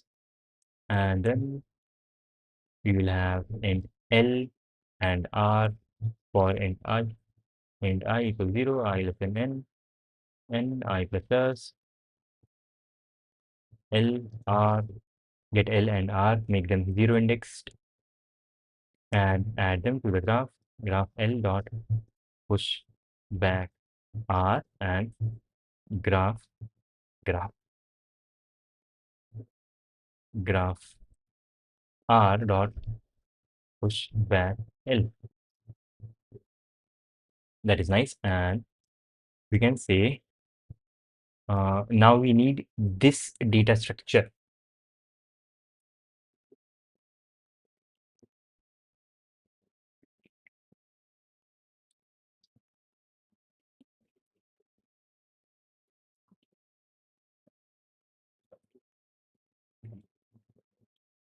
Okay, we need a data structure like this, vector of pairs of integers, and we will call this thing is pair and size would be nothing, where the first thing in the pair is the weight and the second thing is degree.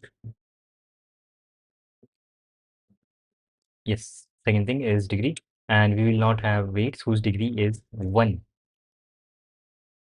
Cool. And for int I equals 0, I less than n, I plus plus. If the current thing is not a leaf, which is if um, graph I dot size greater than 1. If the current node is not a leaf, then we can add that sphere dot pushback. This is not how you push back. Push back. The first thing is going to have the weight, which is weight I for the I node, its weight, and the second thing is going to be its degree, which is graph I dot size size, and that is good. Now we can sort in descending order.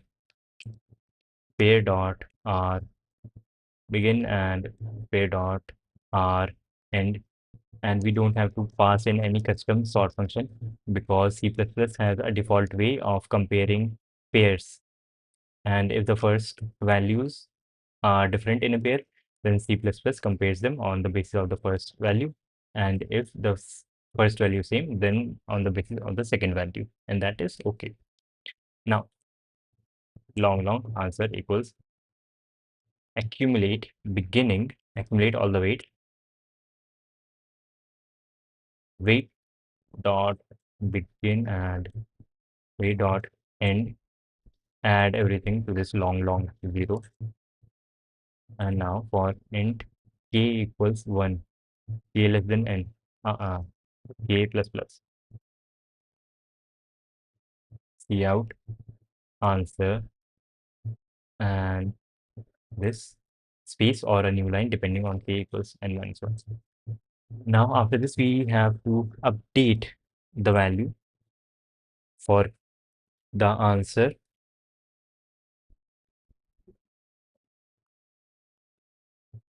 c equals 0, as in like the current maximum weight, it is the 0th weight, and currently there is scope to add that maximum weight twice, multiple times. Yes,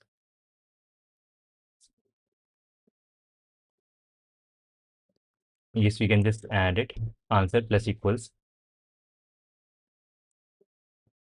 spare spare c dot first.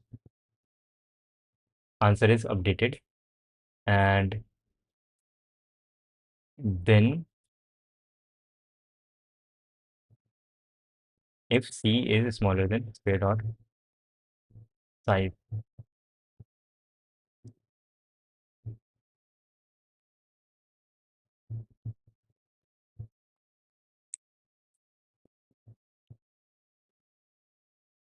and after adding if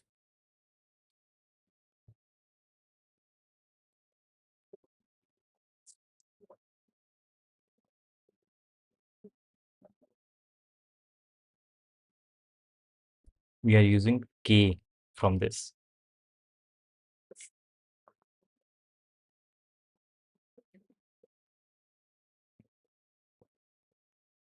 Okay, and also yes, we can do spare c dot second, which is the degree minus minus, and if spare c dot second equals 1, that is we cannot add this anymore, we have already exhausted, then c plus plus.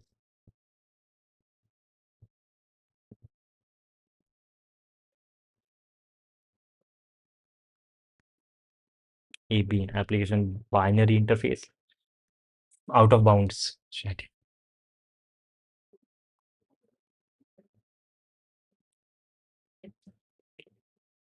C is smaller than spare dot size, only then do this. This is okay, this is okay. Did I mess up in sizing something? No. Size of weight is okay. and size for this graph is okay. Mhm. And if you only push back here, graph I is always smaller than n, that is okay. Yes, I is always smaller than n, so everything here is okay. Spare the first value in the spare is the weight, and the second value is the degree. Then we sort this, that is also okay. Weight begin and end, that is also okay. No out of bounds there. N equals n minus k equals n minus 1. Then, yeah, write a new line. And if C is smaller than spare dot size, why would there ever be out of bounds in this one? Uh,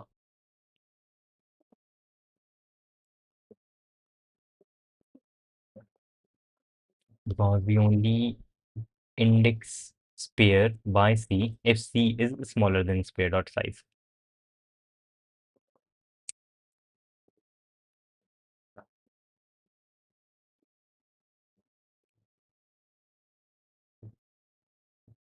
CD 1500.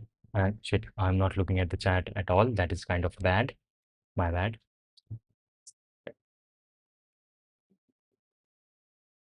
Goodbye 2020. So that is crazy. The name of this question is D13. What is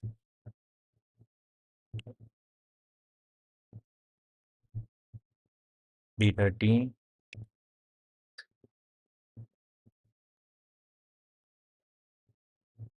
G++ D13 labor dot slash out.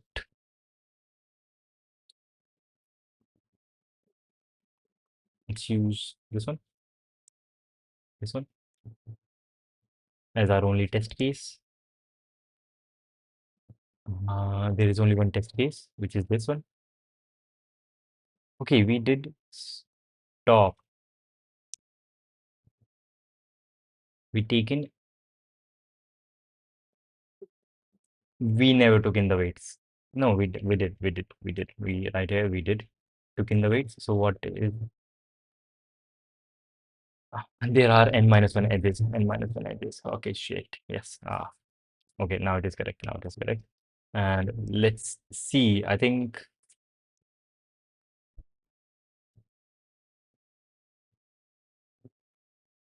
this is going to be correct.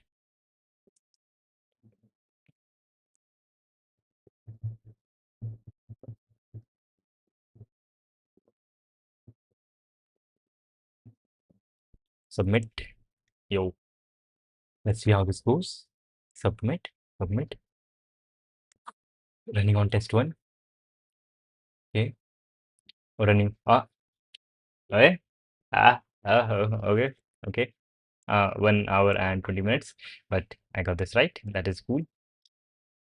Okay. The memory usage is 3 MBs. 3 MB is fine. 3 MBs is fine. And now, just so that I know that I got this right, like not only that I got this right, but I know how I got this right. I will delete the whole code and write this again.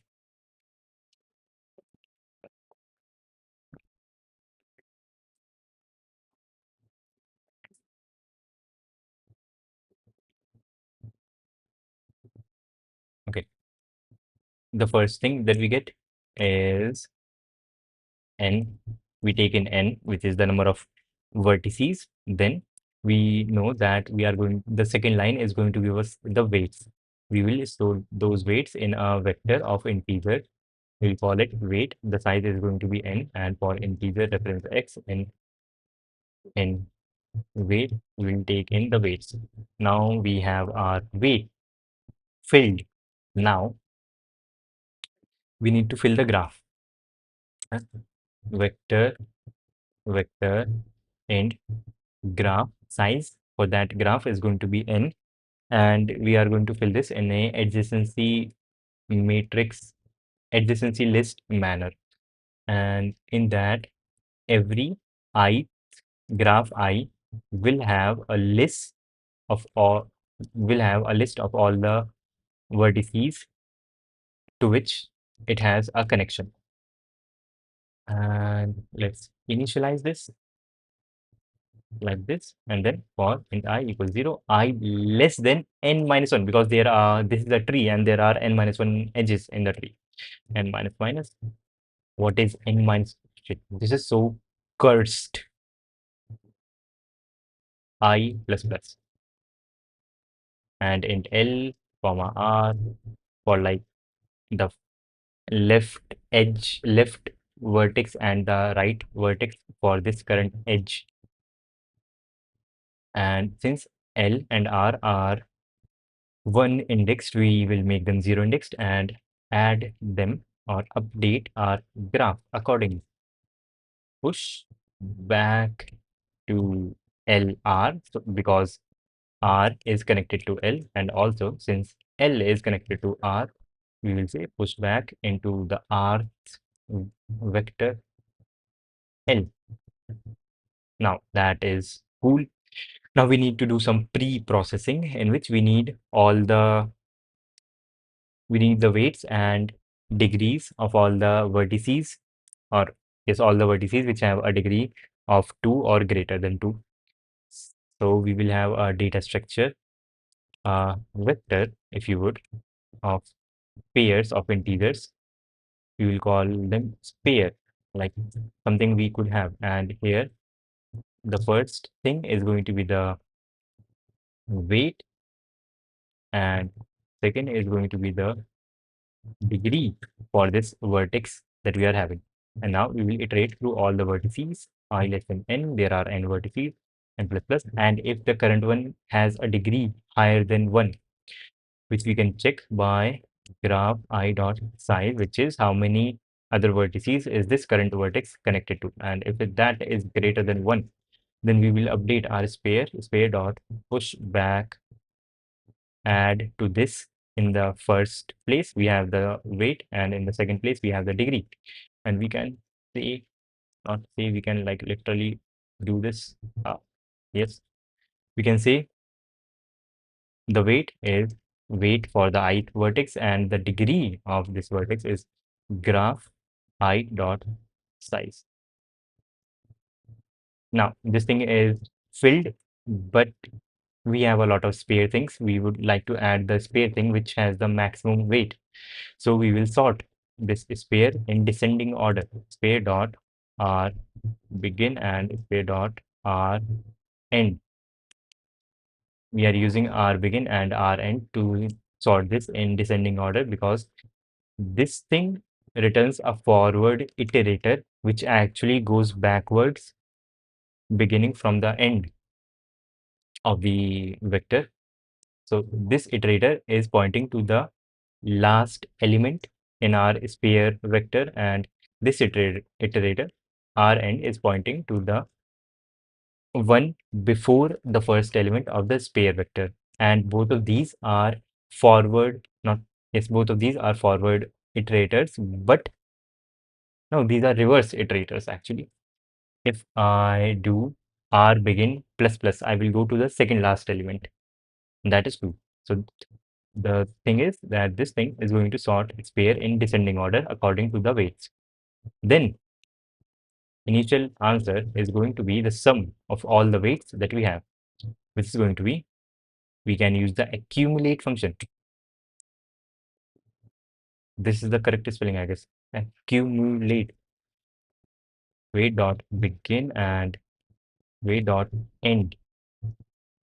And we also have to give the initial value to which every value in this is going to be added. And since we are adding integers potentially whose value is higher limit for whose value is 10 power 9, we will give this the initial value of 0, and not just 0, but 0 long, so that we do not overflow.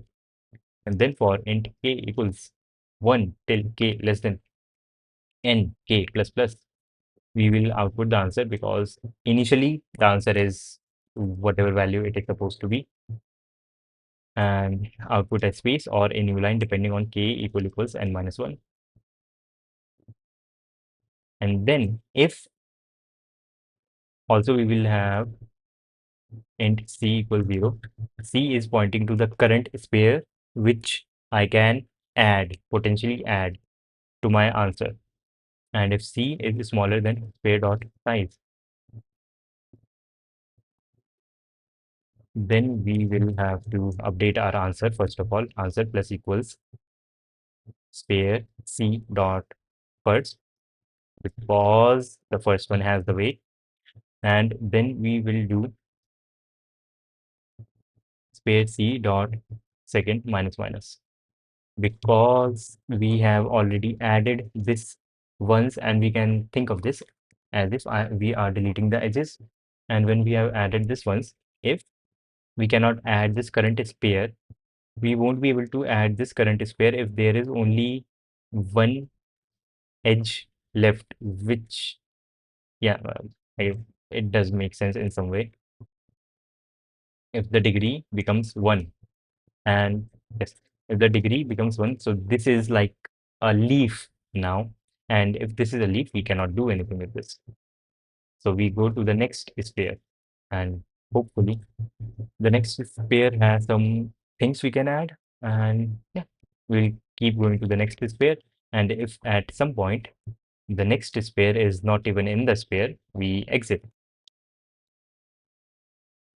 And this is potentially correct, and it is actually correct. Submit. Again, submit.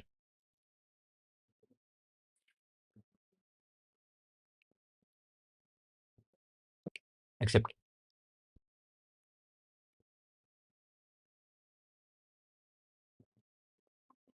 That was kind of tough, but I got this right. It's 1 hour and 20 minutes for one question. 21 hour and 20 minutes. But this is nice. This is nice because the first time that I read this question, I thought, no. And now, after 1 hour and 20 minutes, we are able to do this. So that is nice. And let's predict the shit. I thought we would guess what the tags are, but they are right here. Greedy, yes, greedy, sorting, trees, data structures. Yes, we are using some heavy data structure thing. Let's see the editorial.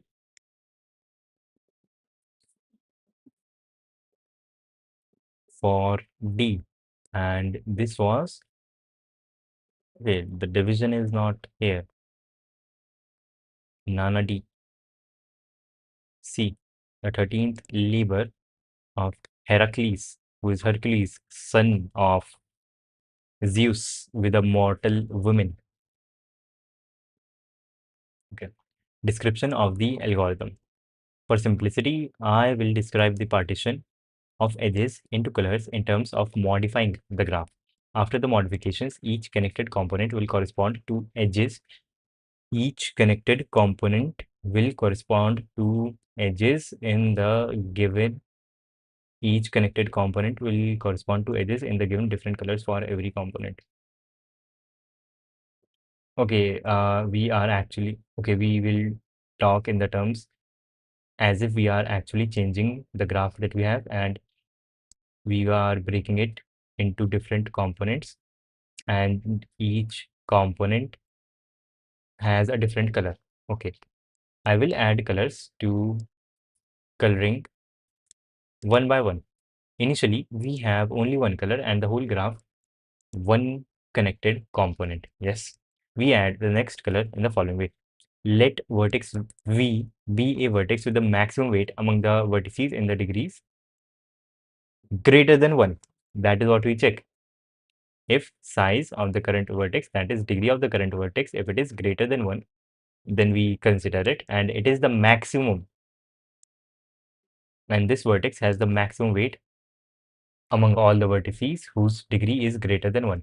If then let U be any neighbor of V.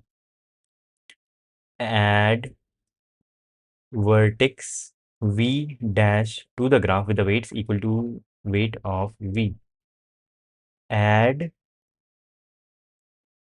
okay, first we found this vertex which has the maximum weight, mhm, and a degree greater than 1.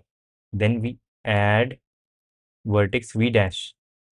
We are adding vertex v dash to the graph with the weight equal to vertex v, add edge u to v dash, and remove this edge. Okay, so something like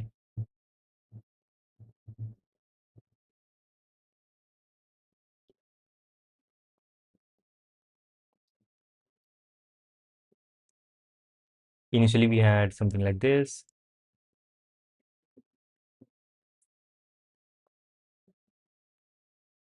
and let's say this one has the highest weight, and we did k plus plus. Now we want to add another color, and this one has the highest weight, and we choose just any of these vertices which are connected to this one with the highest weight. We take that and we remove that edge, and we add, let's say the weight for this one is w. We add another vertex here whose weight is w and connect it to this one, and now we have two components and the total weight has increased by w, and that is correct. That is what we did, but in a different way. For k equals 1, the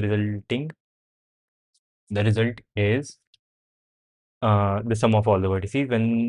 The new color is added, when the new color is added, the result increases by the maximum possible wi with the restriction, with this restriction that the degree is greater than 1, that a vertex can be in at most as many components as its degree. Yes, as many components as its degree.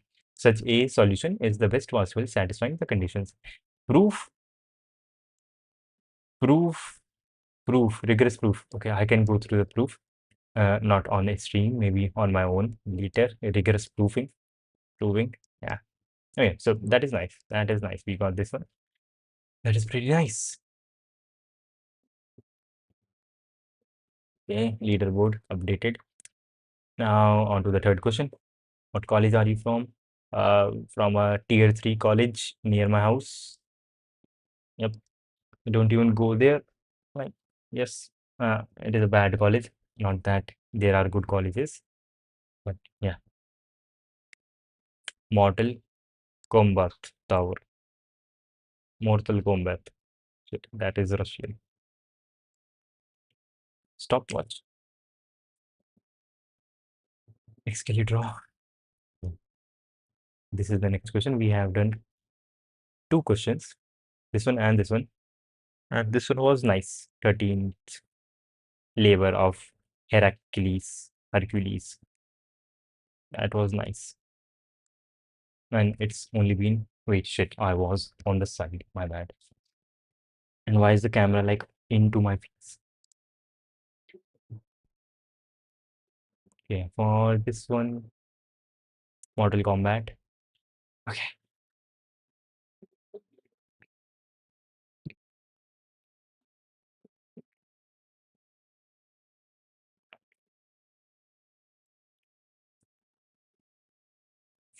okay. Sh- what happened? Why am I seeing these things? Okay, the tags are gone. Yes, that is good. You and your friend are playing the game Mortal Kombat 9, 11.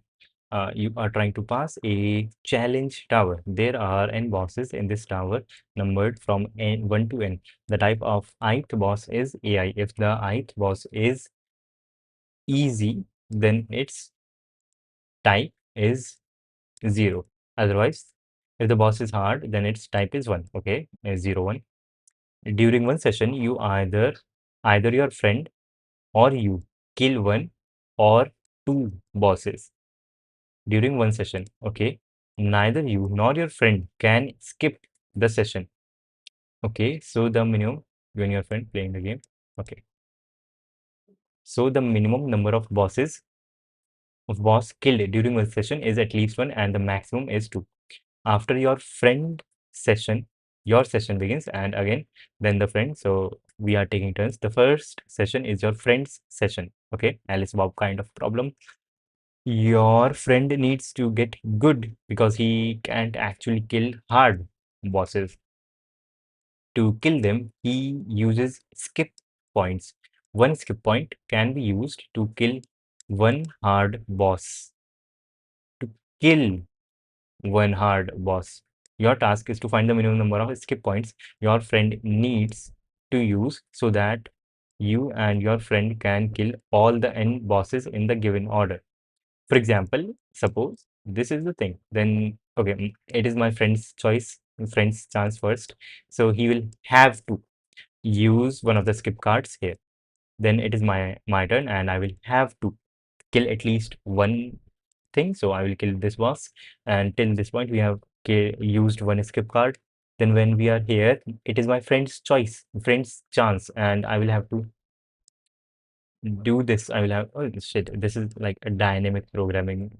Seems simple. So when my friend is here, he will use one skip card. Then it is my turn. We have two skip cards used. It is my turn. I will kill this person, kill this boss. Then it is my friend's turn here, and he can kill this easy boss. Then I am here, and I have the choice to kill both of these. I will kill these two. And now it is my friend's choice here, chance here. He will have to use one of the skip cards. So in total, we used four skip cards. What is the answer? For this, your friend kills first two bosses. That is genius. That is literally genius. Shit. Using one skip card for the first boss, and the second one he can just kill on his own. Then I will use this. Hmm. Makes so much sense. I will kill these two. The friend will kill this easily. Then I will kill these two, and the friend will have to use one skip card here. So in total, the friend used one skip card here and one skip card here. So in total, two skip cards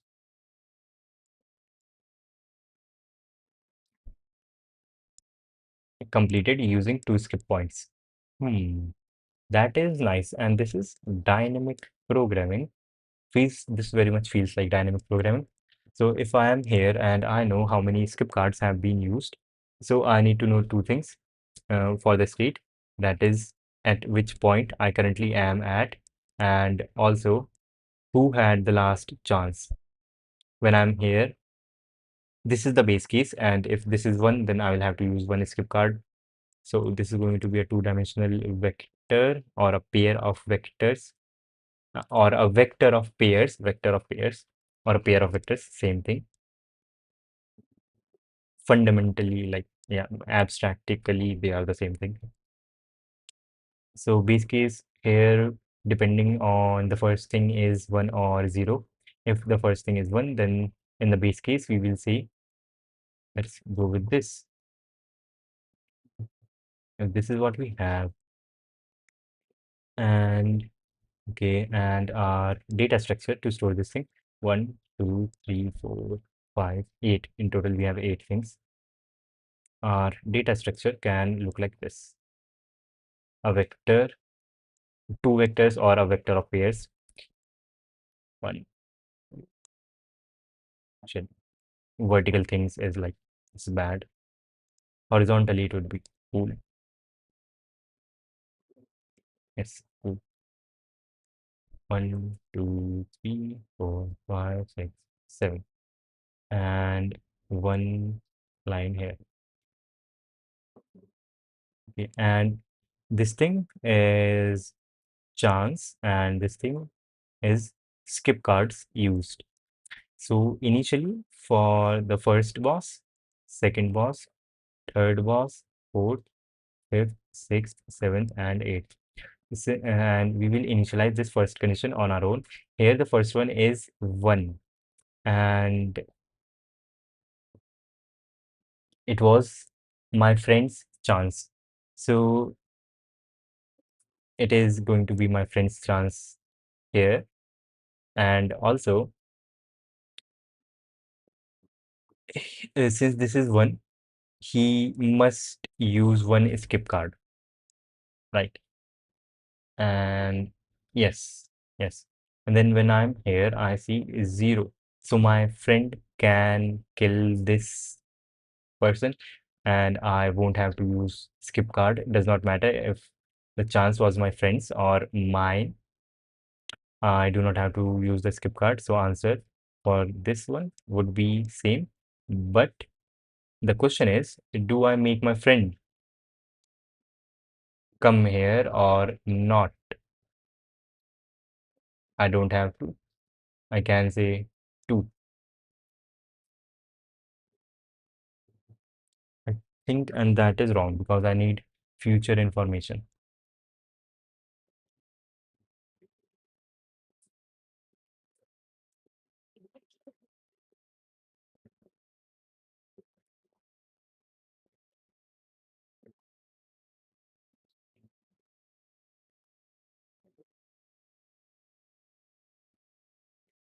I think a greedy algorithm would also be cool. No, we cannot know for sure. We really cannot know for sure.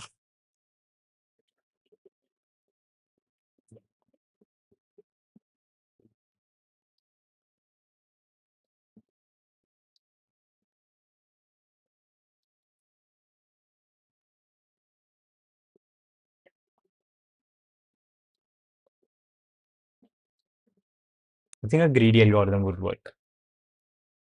Uh, yeah, I think a greedy algorithm would be okay.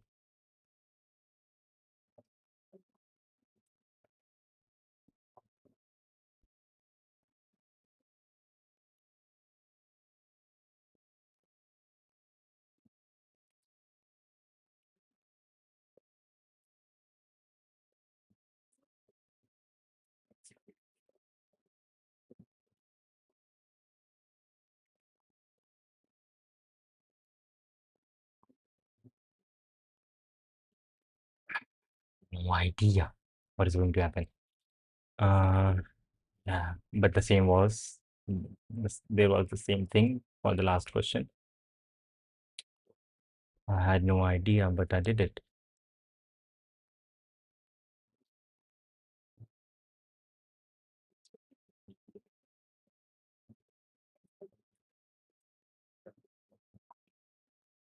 This feels like greedy, and that is a statement which someone else used, and I'm copying it. Yes.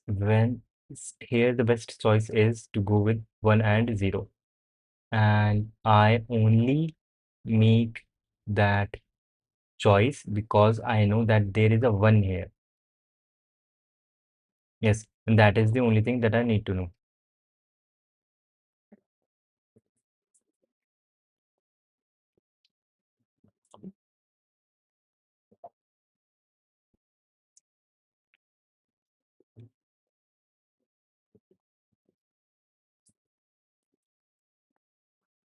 Okay, I think,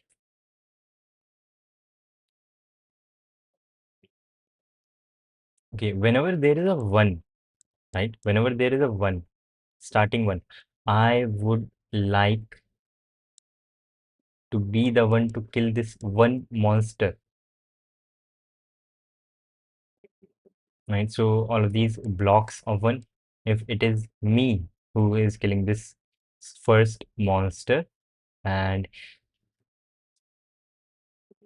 yes, I would kill 2 monsters, then my friend would kill 1, and I would kill 2, 1, 2, 1, and yes, if I am the one starting, this is who has starting killing these monsters in a block of 1, and let's say there are n monsters in a particular block of 1, then I will kill at max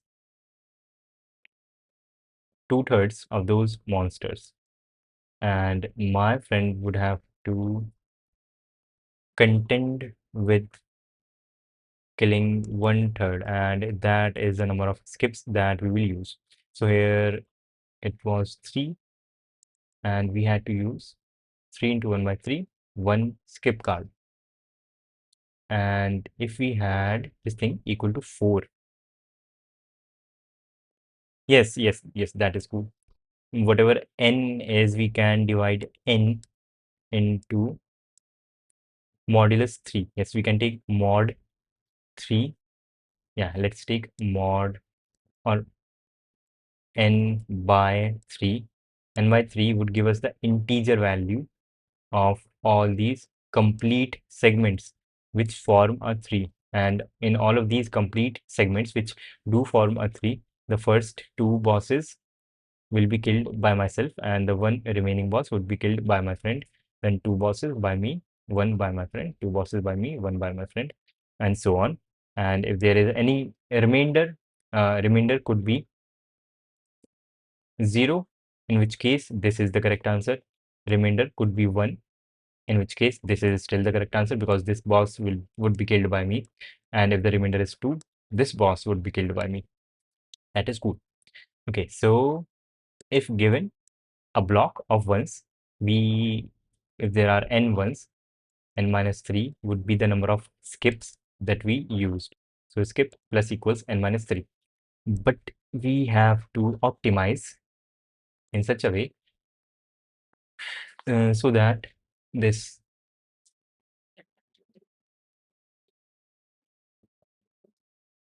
we have to optimize in such a way so that whenever we start, whenever we have a block of 1, like here, 1 0 1 1 0 1 1 1, it is me who is starting with this first thing in the 1. And yes, if we okay, and this is doable. This is doable. It would depend on the size of, first of all, on the zeros. If the number of zeros in the middle, okay, if we have two zeros in the middle, and there are only two possibilities. Either I start, fix this 0, and let's say there is a 1 after that. If my friend starts with this 0, he can destroy this one and this boss, then I will go with this. That is cool. If my friend has to start with this 0, or no shit, if I have to start with this 0, then I will kill this boss, my friend will kill this boss, and I will start with this 1, and that is also cool. But the problem, yes, and this is shit. What if there are 3? If there are 3, then yeah, there would always be some way to make me the one who starts killing this monster. Yes, that is cool. That is cool. And the problem only arises when this 0 is 1. Uh, the number of zeros between these blocks of 1 is 1, like here and here. And it would depend on how much can I optimize. Yes.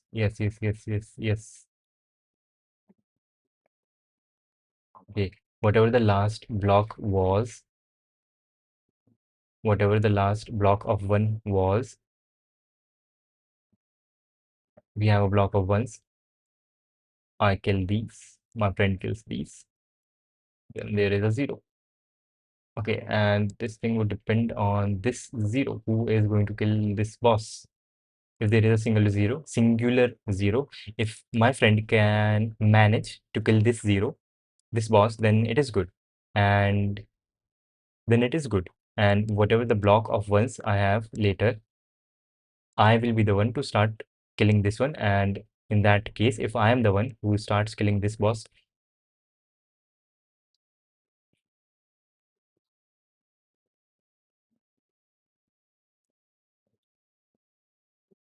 then the number of cards I will have to use is n by 3. Is it still n by 3? No. It is not n by 3. If it is 1, then 1. If the number of ones is 2, then it is 1 because the first boss would be killed by my friend and the next one would be killed by me, and if n is 3, then the first boss would be killed by my friend F, and these two would be killed by me, M, FM, that is female. And then if it is okay, now the answer would be upper limit of n by 3. N by 3, upper limit. That is the only thing that is changing. That is cool. And also, the battery for my laptop is changing. It's going down.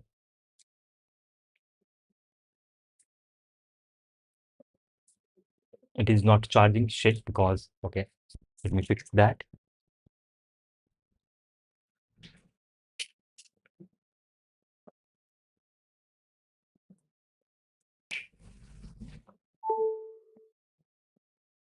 It is charging now.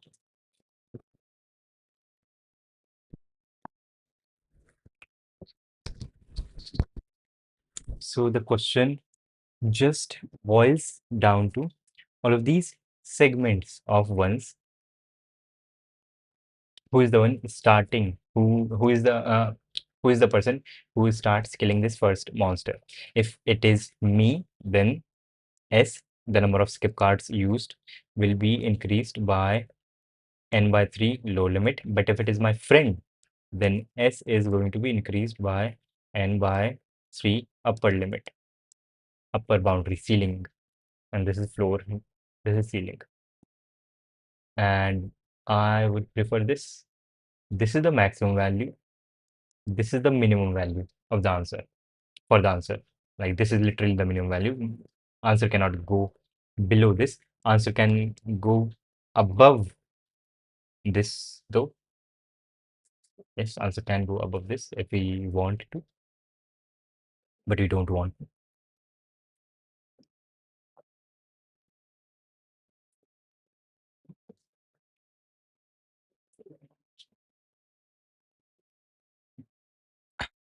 Okay, so we need to optimize this part, and this will depend on the number of zeros there were before this thing we just saw. And if the number of zeros is 2, then in this block of ones, n by 3 floor division is the amount by which S is going to increase. That is it. But if the number of zeros was 1 or 0, if there were no zeros, which would mean we just started out, I think we can take our base case manually outside of the algorithm. Mhm.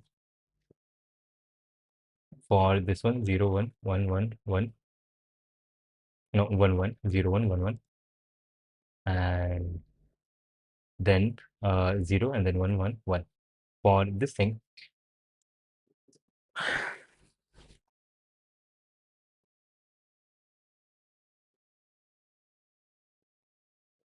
if it is okay, depending on how many ones I have here,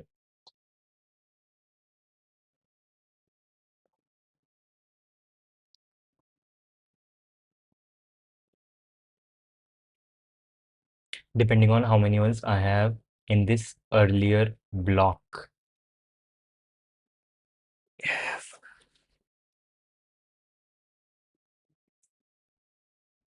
I have a singular zero, that is the only thing that is causing a problem. And before this zero, the one that I had, if it was me, if it was my friend who started uh, fixing this thing, and he would fix this, he would kill this boss if there was only one boss, and I would end up here. And if there were two ones, then it would still be my friend who would kill this boss, and I would. Shit, I'm messing up, confusing with myself and my friend, like in vocabulary terms, but in my head I have it right. And if there were three ones, and skip was increased by some amount, some integral amount, then I had the last chance.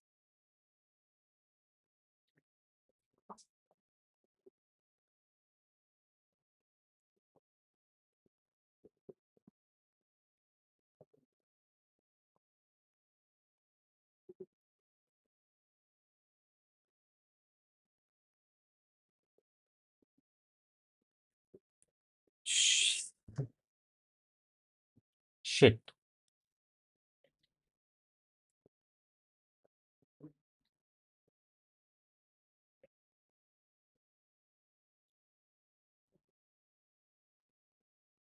Shit. Whatever the last one was, my friend is not killing more than one monster, right?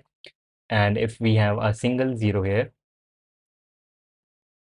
if it is if it is my friend who is killing the last monster, my friend can kill this last monster and this one for free, and it would be me who starts killing this next block of monsters.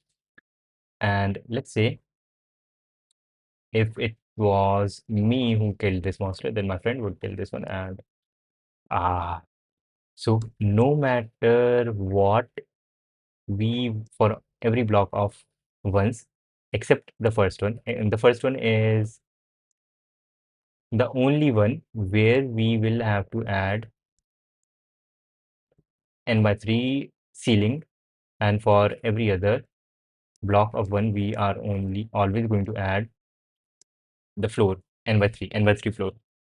Okay.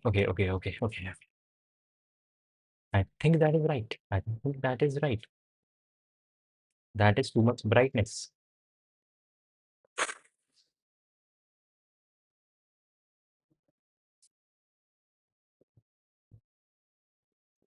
Okay, how are we even getting the input? There is n, and then there is a, like numbers.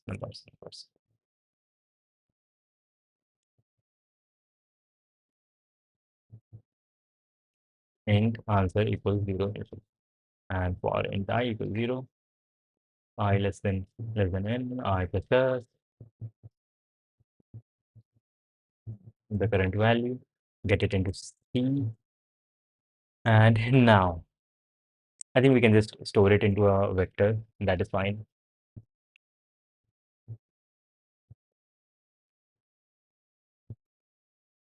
For int reference x in A, C in X we have everything, and yes, we have everything. If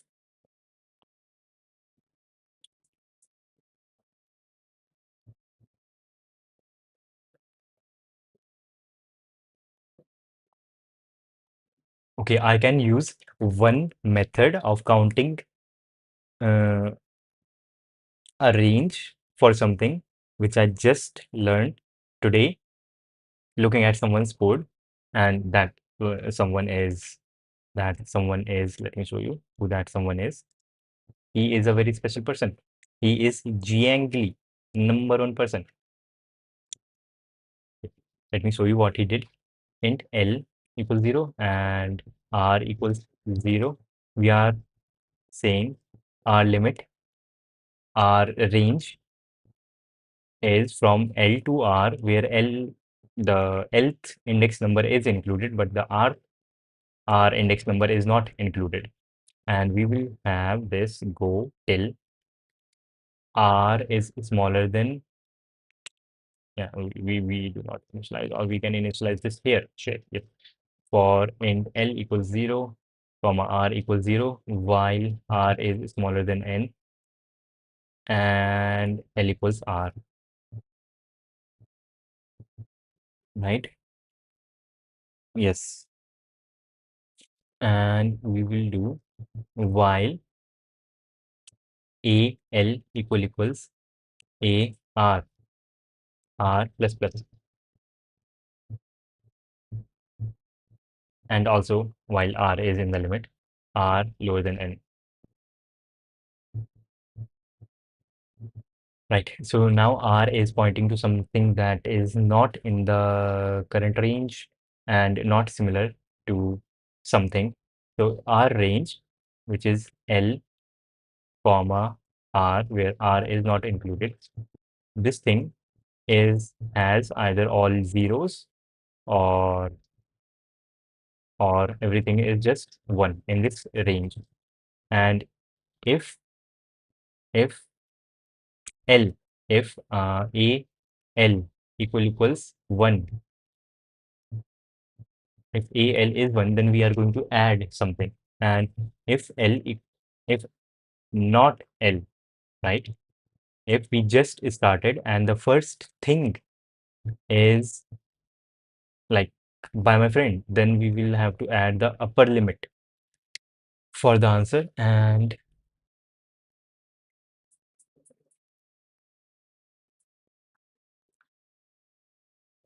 yes, upper limit. To add the upper limit, first of all, how many ones are there? The number of ones are going to be L R minus L. That is the number of ones we have. And to our answer, which is answer, we will add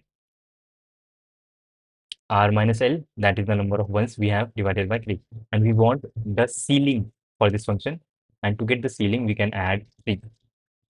Because if our number, which we are dividing by 3, if that number is 1, and when we add 3 to it, it will become 4 and we will get 1. If that number is 2 and we add 3 to it, we will get 5 and this thing this thing will return 1. And if our number is 3, then it is crazy. So shit, we will add 0, we will add 2. Our number will become 3 here, and our number will become 4 here, and we will get 1. And when our number is actually 3, we will add 2, and the number will become 5, which will also return 1, which is the upper limit. And when our number is 4, we add 2. This thing becomes 6, which will return 2, which is the upper limit. So we can add to this thing, else answer plus equals R minus L divided by 3. And answer should be correct at this point, hopefully, or maybe not. Shit. Okay, why do we say 12? Shit, that is crazy. Like literally.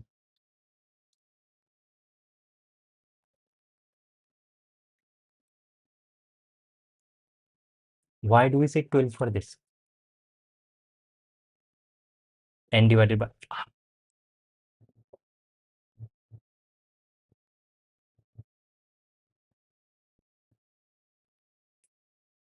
Okay. Uh, working. Es funktioniert.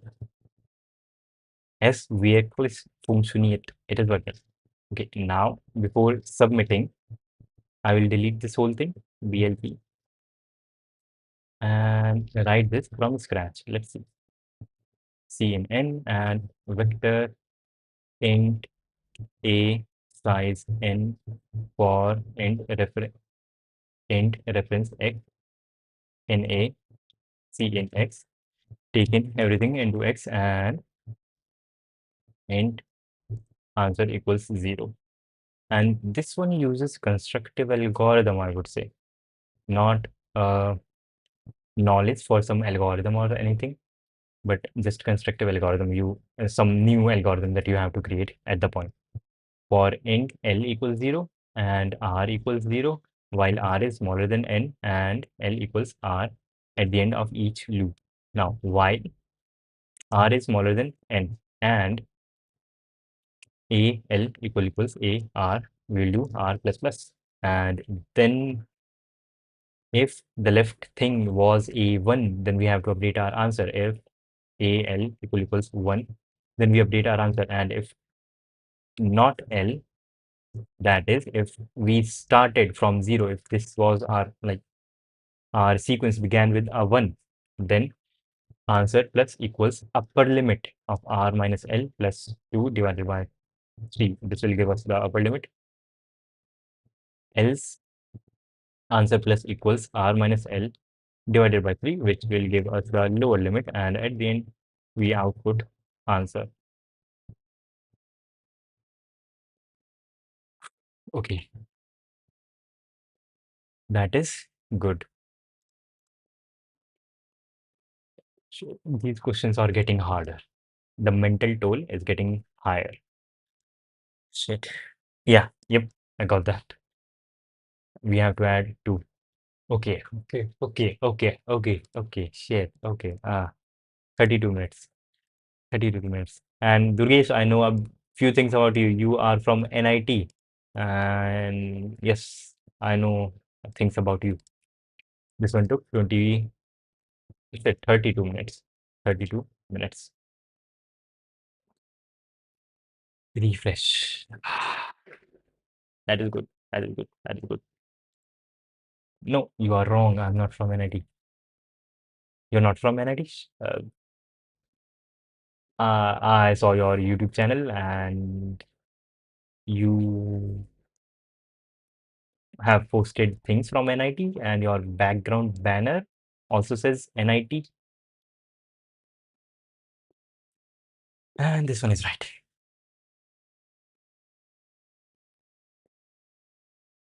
So, to guess the tags, they are going to be constructive algorithm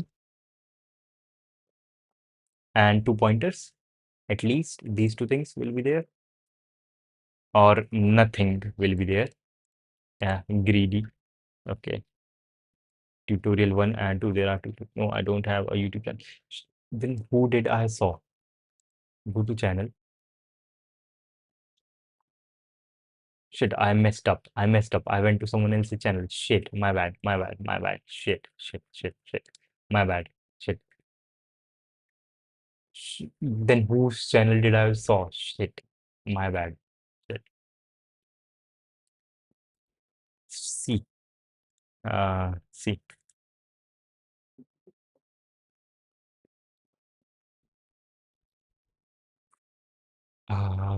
This and okay. If AI equals one, then our friend always needs one skip point because he always has to kill the first boss. Let's just remove this boss from our consideration and increase the answer if needed. Okay, what about other skip points? Firstly, we let's understand that we can always do our moves in such a way that the first hard boss will always be killed by us except the first one. Yes, we did realize that by some experimentation.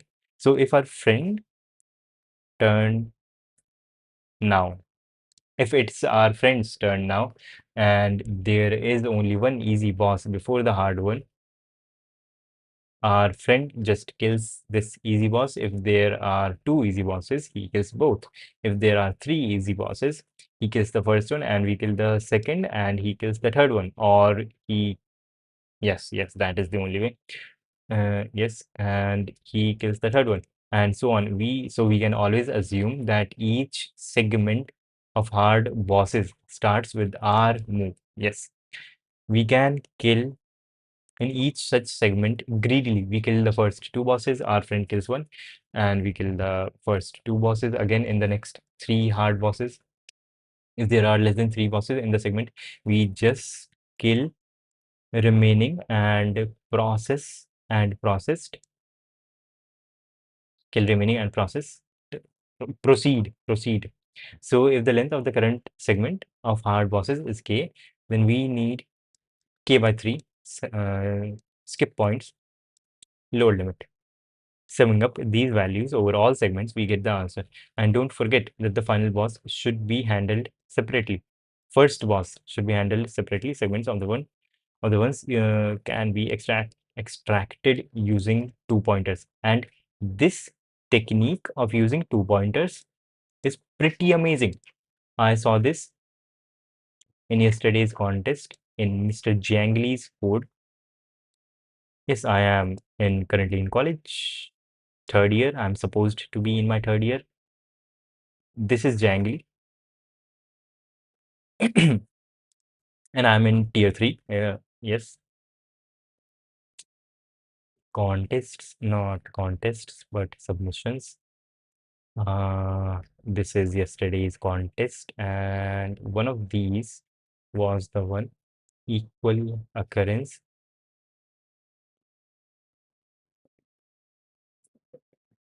Um, not this. Merging the sets. No, not here. Wrong binary search. I think this is the one. Yes, this is the one. Here, look at it. Look at this. Left and right limit begin with both equal to 0, while left is lower than n or r is lower than n does not matter. That is like completely fine because we do L equals to R every time at the end of the loop. So in here we have left lower than n and we have written R lower than n. Both things are fine. But this method of finding ranges is pretty intuitive. Like this is pretty cool. This is pretty cool way to find ranges for some things. And that is nice. Yes, the editorial, we saw the editorial. And okay, what next? I guess one more question. It might be too much. We have done 3 questions for the day, and that is nice. The second one took a lot of time. It took 1 hour and 20 minutes. The first one took 18 minutes. That was fast. The third one took 32 minutes. That is fine. Okay, K amazing numbers, and it has been 2 hours and 51 minutes. So, okay, we can do one more question. We can do one more question, at least 3 hours of study time. K amazing numbers. Okay, but before I start this, I will go to the washroom and I'll be right back in a minute. And then we will do one more question. That will be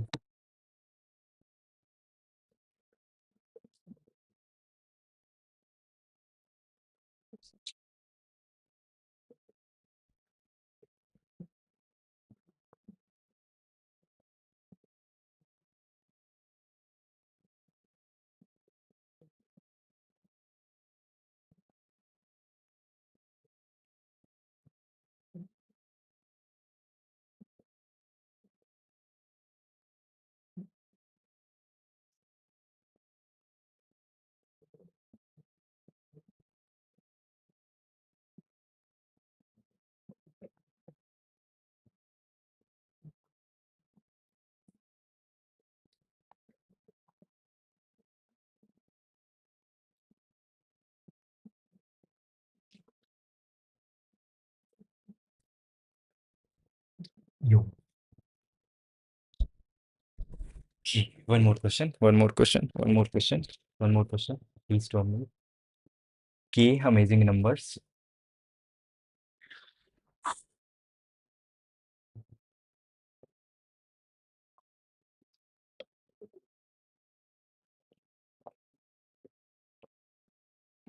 Okay. K amazing numbers. Stopwatch. Oh, some more water.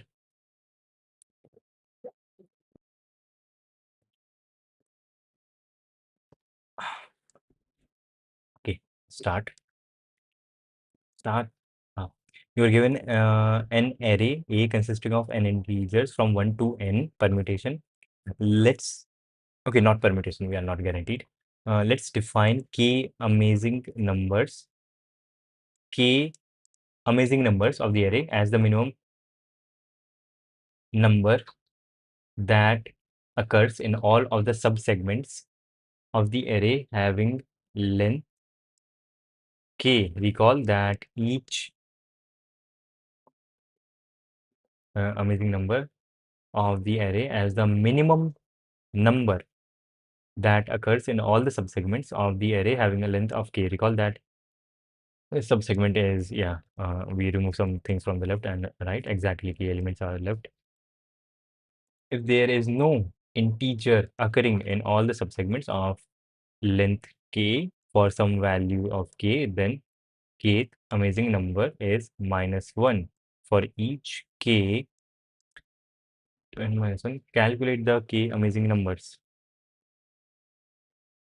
Why does this thing looks like a sparse table?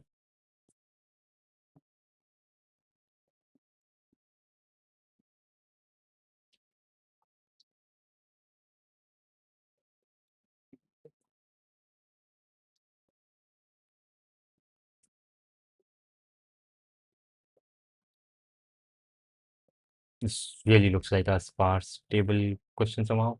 Somehow. Somehow.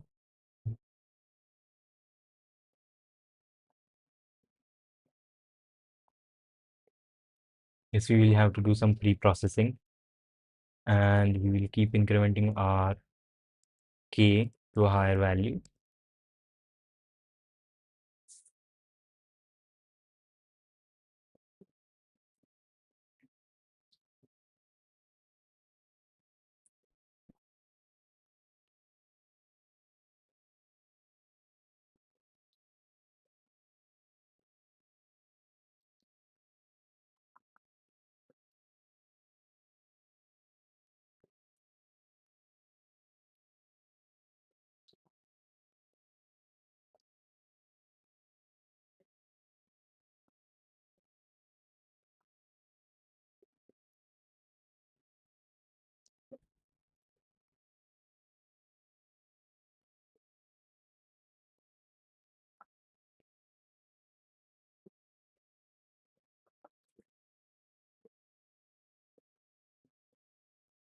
If we have 1, 2, 3, 4, 5, if we have this and this,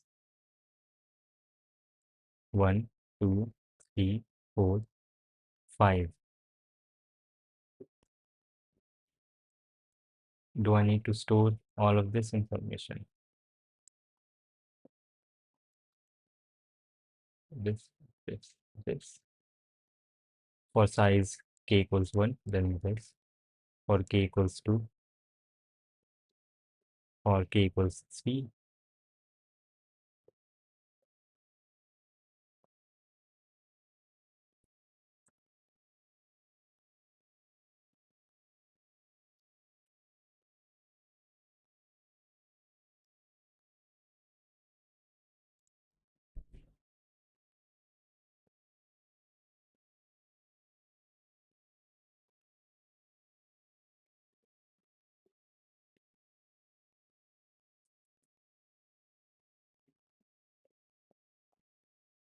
Okay, there the answer for k equals 1 is going to be some number.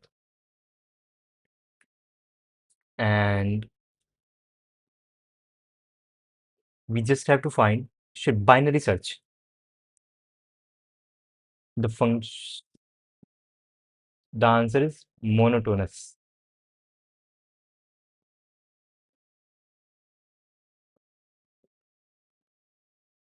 Yes, since k's value ranges from 1 till n. For some smaller case, the answer is going to be -1.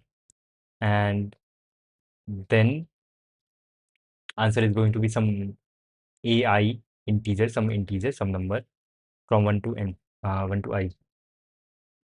And yes, it is going to be some integer. And after that, this is going to be at some k dash value. And after that, we can use this AI to answer all the queries till k equals n.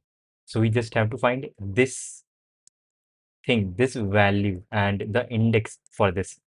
Because for all the k's, k which are smaller than k dash, answer is -1. And for all the k's, ks, and for the all the k's which are equal to or greater than this, k dash, kl larger, the answer is going to be ai, this value. So we just need to find this. Mm, since there are n integers,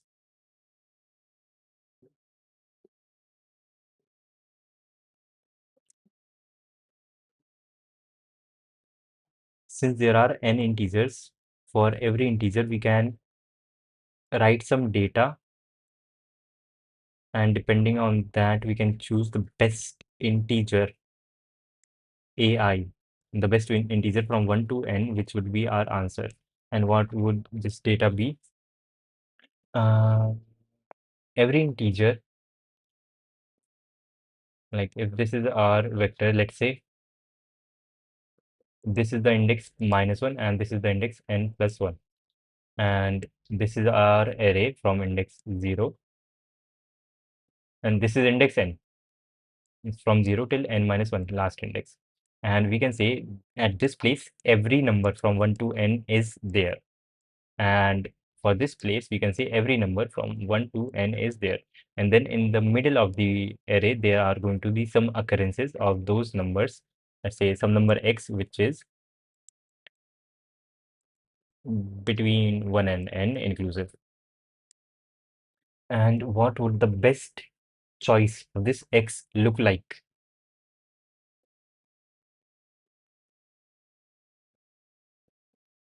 The maximum distance. This thing is some distance. This thing is some distance. This thing is some distance.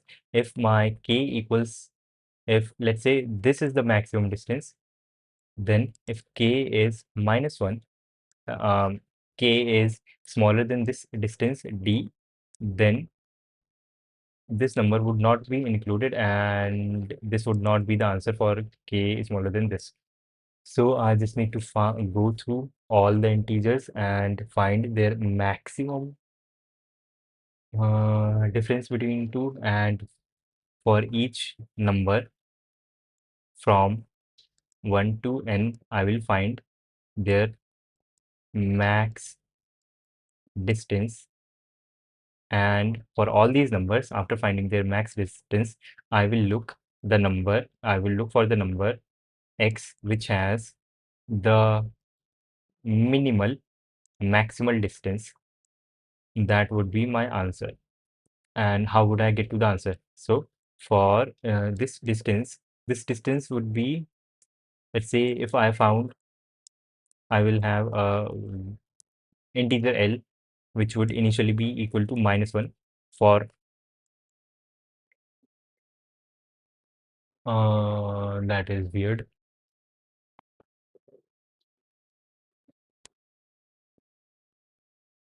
That is actually weird. Okay, let me try to write the code down for this before I actually write this,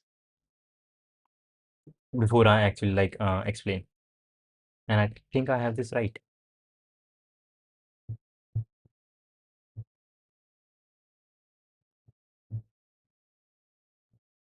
I don't think I even need this. Yeah, I can put last n, every value is going to be minus 1, and vector int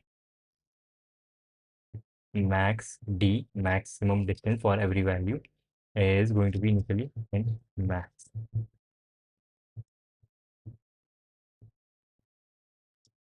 And in c for int I equals 0, I less than ni plus plus, get c, and the current distance int d equals last, and also we will make c like this, 0 indexed, and the current index minus the last index, last c, the last time I saw c.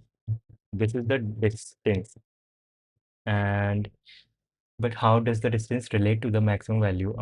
Yes, the maximum value of k.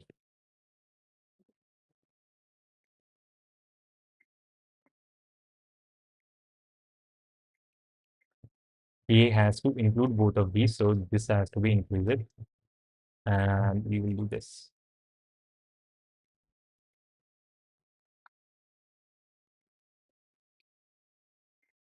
Not,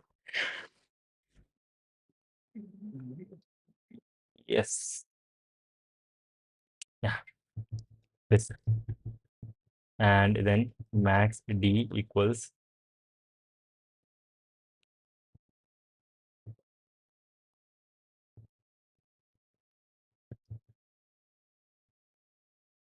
maximum of max. Okay, maximum for the current number, which is c, earlier maximum value, or the current distance d. And now we will look uh, for the key, after which we will look for the best x integer which will give us the best value. And let's say it is 0, 0, right? That's what it will do. For int I equals 0, I less than n, I plus plus. And if the maximum distance, if max d for x is greater than max d for I, then x equals I. Uh-huh. So x is going to be our answer for every k that is greater than max d x. K equals 0, k less than n, k plus plus. If k is smaller than max d x, C out minus 1 with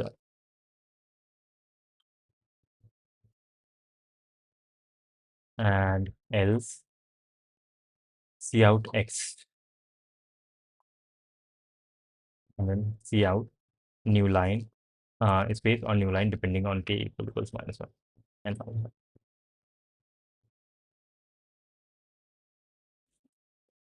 Or maybe some error.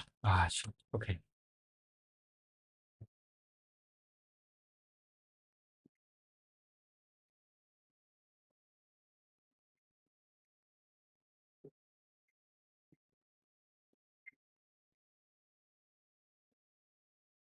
Okay, we also have to update the last. If last C equals I.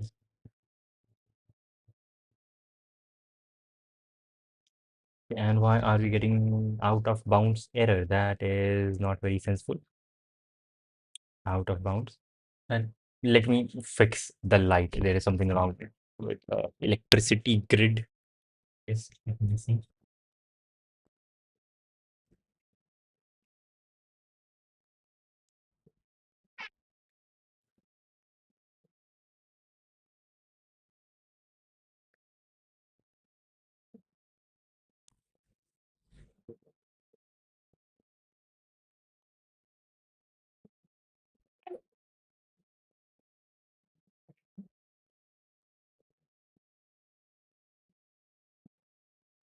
Yo, it is fixed.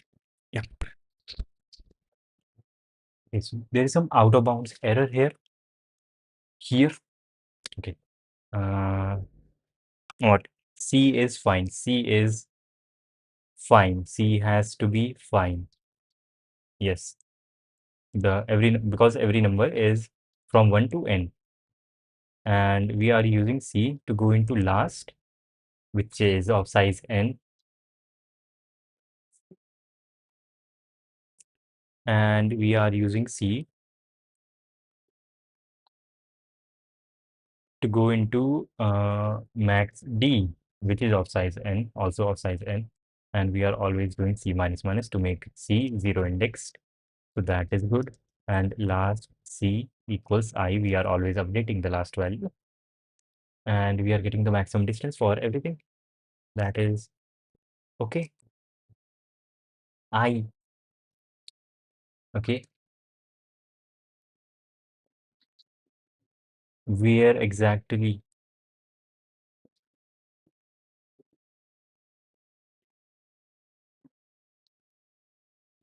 is the out of bounds error?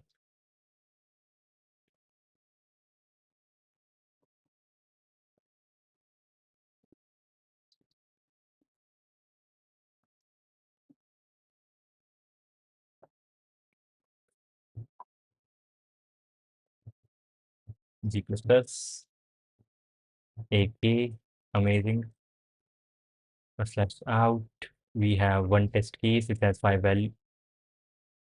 Okay, we messed up in the first step. Okay, if you want, you can kill me. I won't mind. But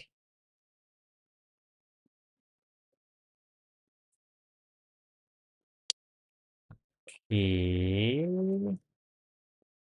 Okay, first of all, here when we are outputting x, we would like to output x plus 1. Okay, minus 1 should have started from this point. Yes, it is always, not always here we start minus 1 from this point. It is bad and not good. Maximum distance k would have to be equal to, what is d? D is the current distance and maximum distance till this point 0. Okay, and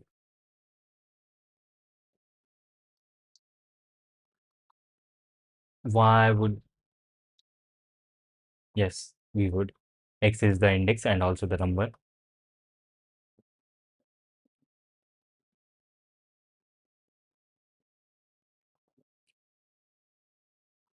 Okay, why do we say 1 here?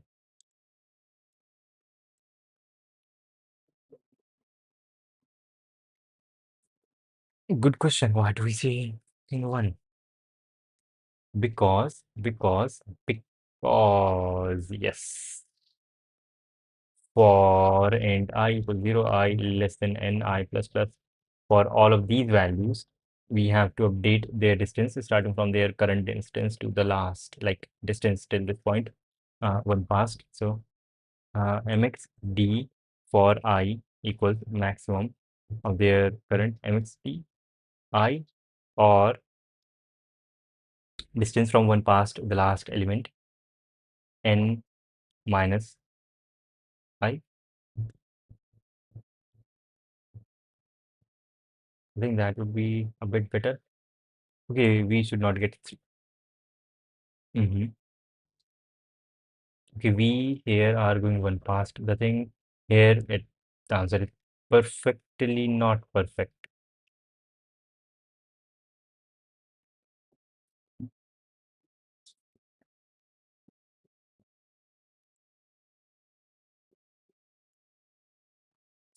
Yeah, the concept is right, but there is just some mistake in the implementation part. I figured it was CN, but I thought maybe, I don't know, shit. No, no, no. Try dry running for a particular test case. What is dry running? As in, like, I out input a particular test case on my own. That would be nice. Yeah, I think I should learn GDB, GNU debugger, cout mxd, and also, yes, cout mxd. That would be nice.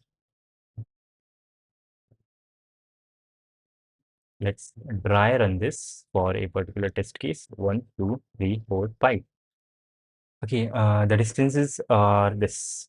If I want 1 to be the best thing, then I have to have a k value of 5. If I want 2 to be the thing, then I have to have a k value of 4 at least. Yes, k value of 4 is nice.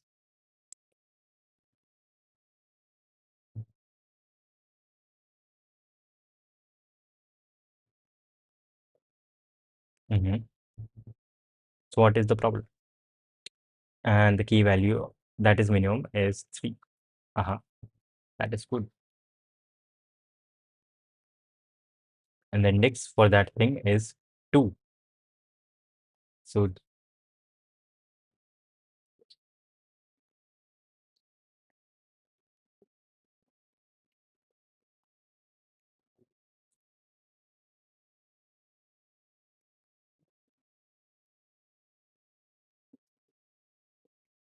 why 3? K starts with 1.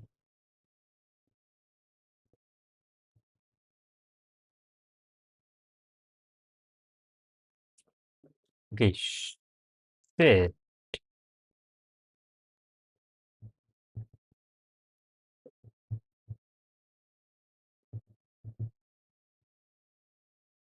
Okay, this is good. This, except this. And except this.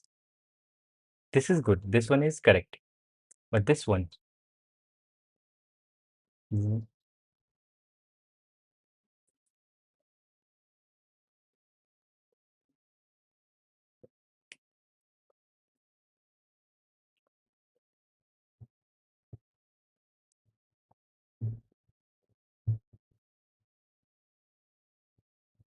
we do not want to, yeah, if mxd for the current I is, if it is non-zero, only then.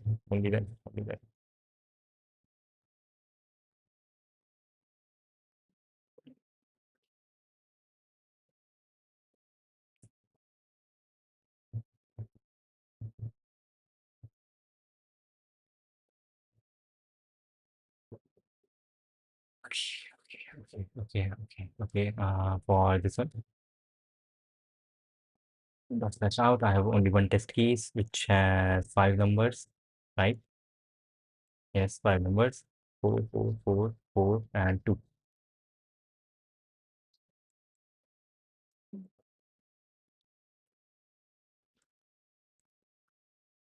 Yes, two is correct. Four is zero, one, two, three, three, three, three.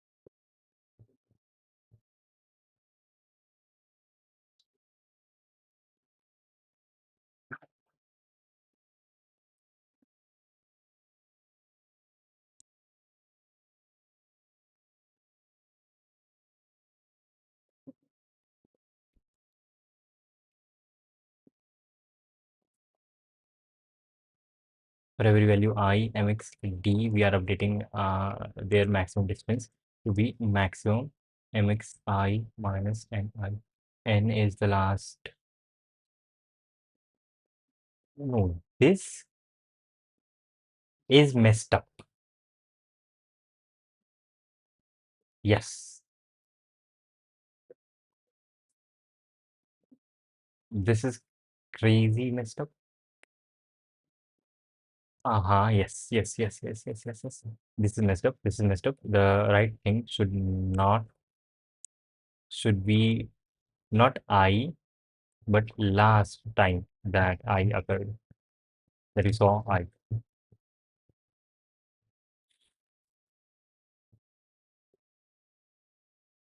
Okay. Okay. Uh-huh. Yeah, two is optional. Three. Okay. Cool. This seems right now. We need to output the minimum number as well. Yo, hello. How is everything going? We need to output player. We need to output the minimum number as well. The minimum number.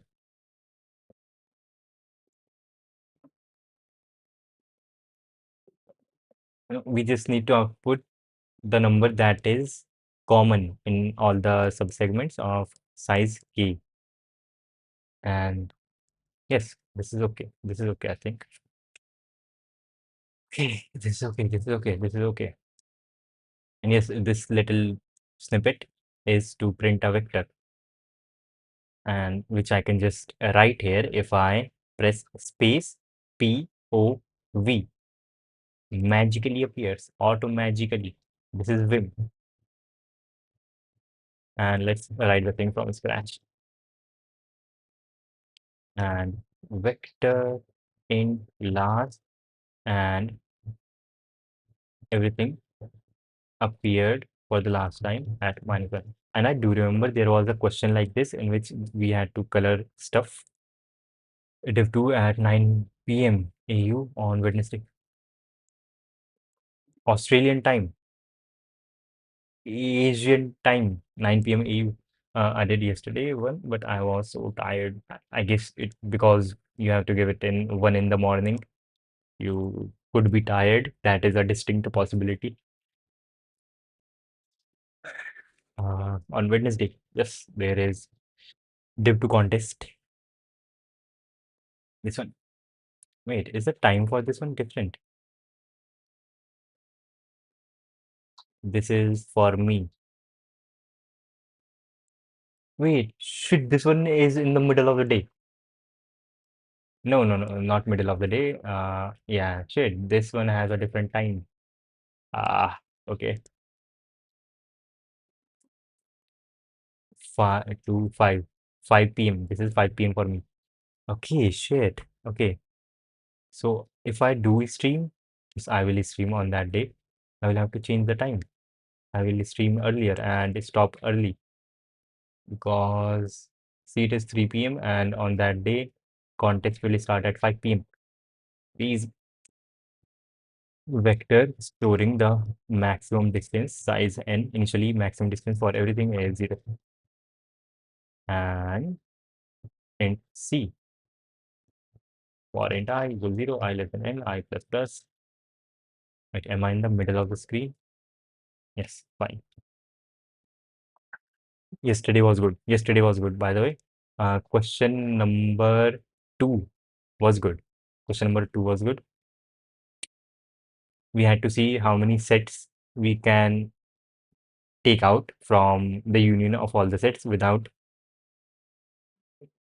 disrupting the fact that if we take union of all the remaining sets, we get all the numbers from 1 to k. And yesterday's contest was good. It was really good.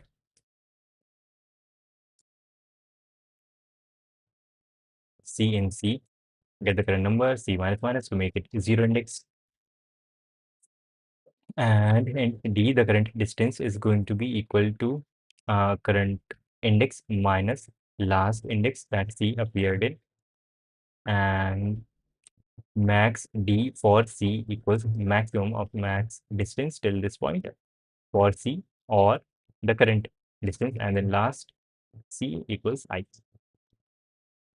And then for int I equals 0, I less than n, I plus plus, we have to calculate the distance from one past the end of the vector.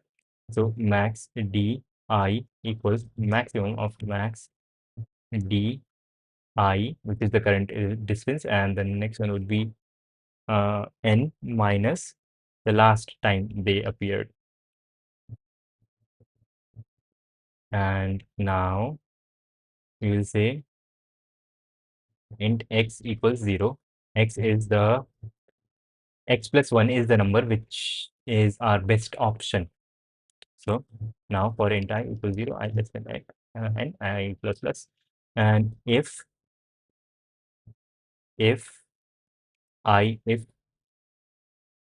m maximum distance in x is larger than max distance for I, we do x equals I. Now, now, now we ball. Int k equals 1, k less than equal to n, and k plus plus. If k is smaller,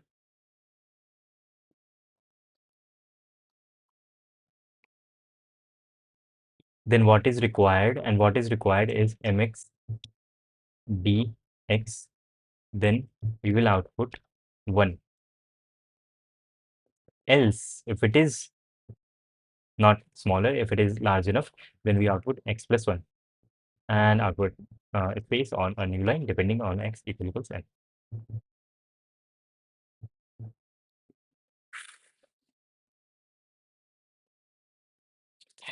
What is this? What is this? Uh,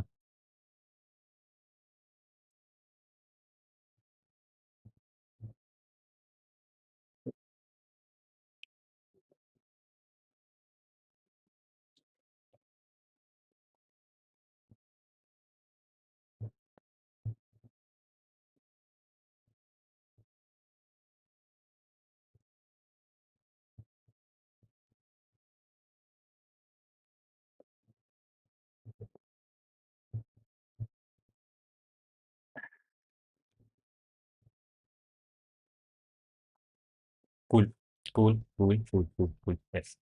I think I can make this look a little bit more beautiful. If k is smaller than mx d for x, then C out minus 1, else C out x plus 1, and in any case, C out a space or a new line depending on k's value. Cool, I think that should be right. Let's see how it goes. 9 p.m. Shit, I didn't even notice that the time is different for the next contest.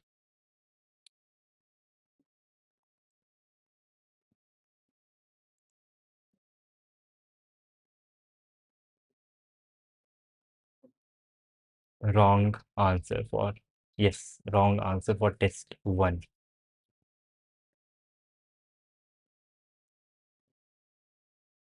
This thing is absolutely correct.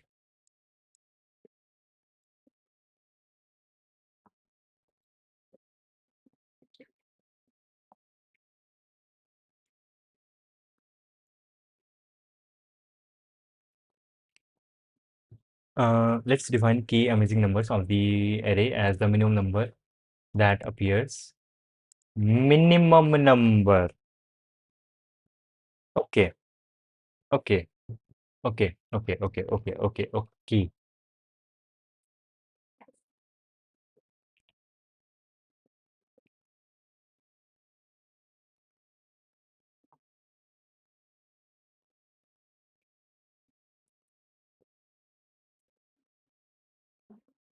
Minimum number.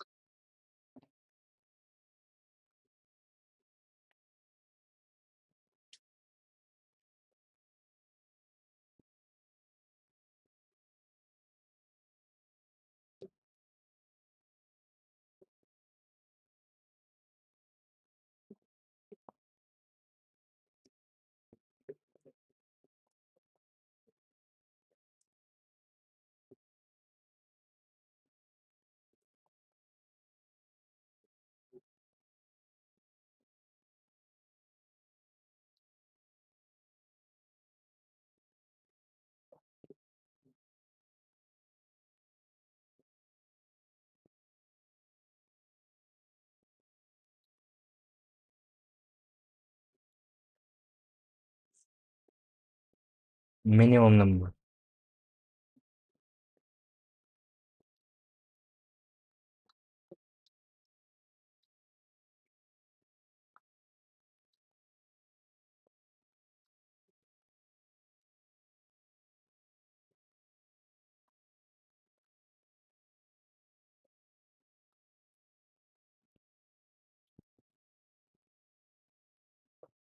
So I don't need to do this.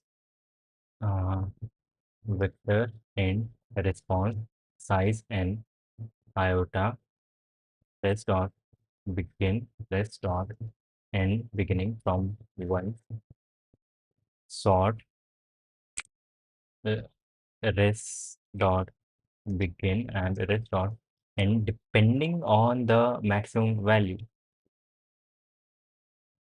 int I and int j. These are the indices. Return mx d I minus 1 smaller than mx d j minus 1.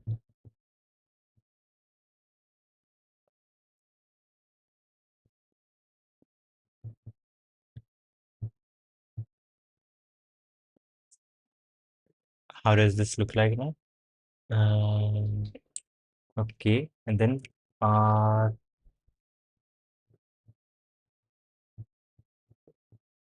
now in res,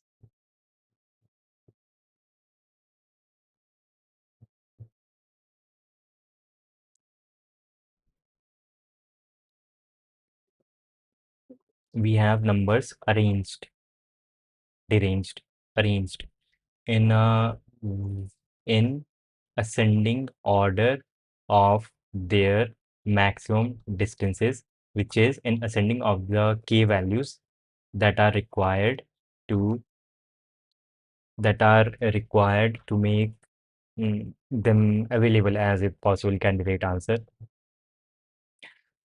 Now, first of all, we will see and in c equals 0.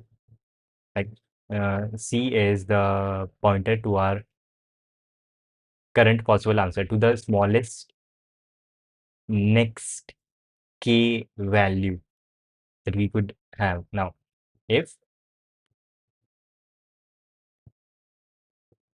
and yes, and c is always pointing to the yes, c is always pointing to the number for which we need a nice distance. Okay, if distance, maximum distance for shit, that is a lot of hello implementation or worse. I think there could be a better implementation. I just wrote a lot of things. Oh shit, okay. Why my comment is not visible? But if multiple answers are possible, we need to output the minimum one against it. Yes, we need to find the minimum. And were you TLE batch 11, 12? Yes, that is some out of context thing. I don't get it. Okay, maximum DC for the not just C, uh, rest C. If this thing is lower than K, or while this thing is lower than K, while MXD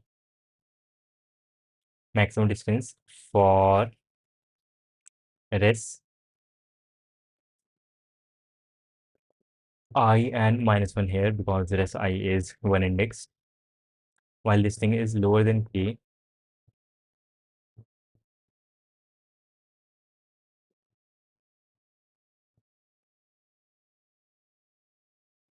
No, no, no. It will be lower than K.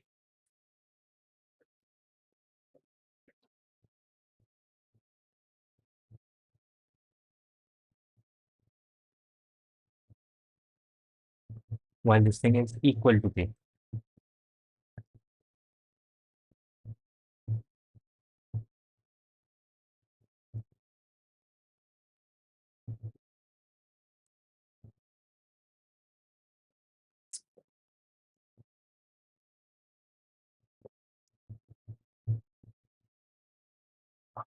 While this thing is equal to what thing? While the maximum distance required to put the value res I, what even is I? C as a answer. Current C is pointing to the smallest value, to the value which has the smallest max D. Uh, yes, maximum distance. And yes, yes, the smallest maximum distance. And while all of these numbers are a legitimate answer, I will do answer equals minimum of all the answers that I have chosen till this point, or like the answer, the minimum, the previous answer, or the current answer. The current answer is res C and also C++, just like that. And when also C is smaller than N and C is smaller than M. But yes, C out depending on answer. If answer is smaller than int max, then output answer. Otherwise, output -1. and then a new space or a new line depending on I equals n minus 1.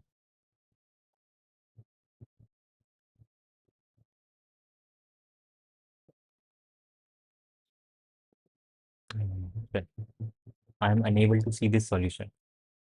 Yes. A redeclaration, what the hell? Yes, okay, makes sense. Let's reuse. I equals n minus 1 makes so much sense. If I is okay.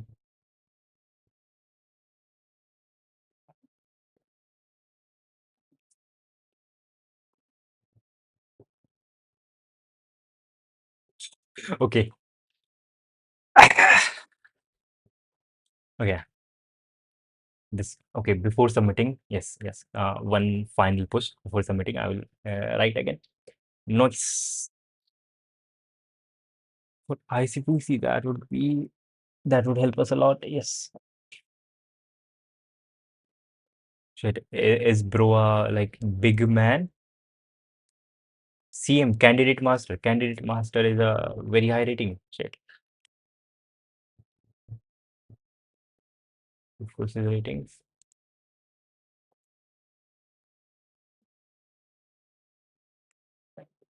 Candidate master 1900 or possibly 2000.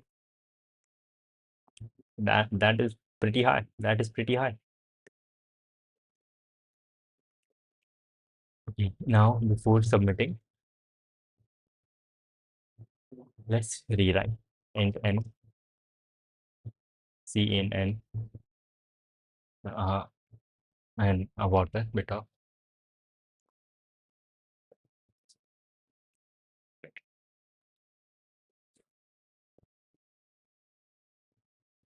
vector integer last size n and everything initially is 0 and also maximum distance size n initially 0 for all the numbers. For int I equals 0, I less than n, I plus plus, get the current number. What is C? C is nothing, C is this, and int D, current distance, is going to be equal to uh, current and also C minus the last time that C appeared. And mxd for C is the maximum value of the earlier maximum value or the current one, which is D. And outside, arrange again I less than n, I plus plus, max D for I is equal to maximum distance and x D for I, whatever the earlier maximum distance was, or n minus the last time this number appeared. Now, vector int response size n iota press dot begin, and right now I'm just like at the limits of my comprehension. Okay, after this we need to sort res dot begin and res dot end with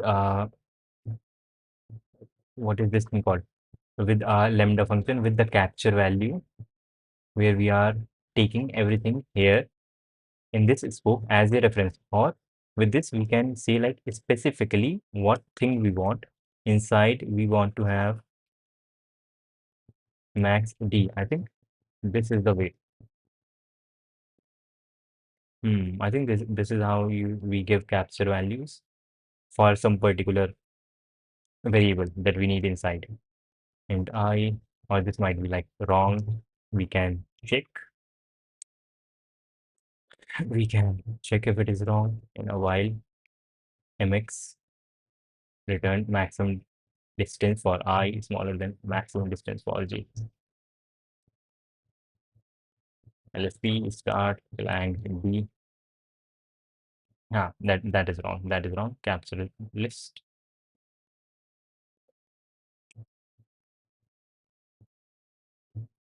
as a reference. Okay, it comes before the thing. Okay. LSP stop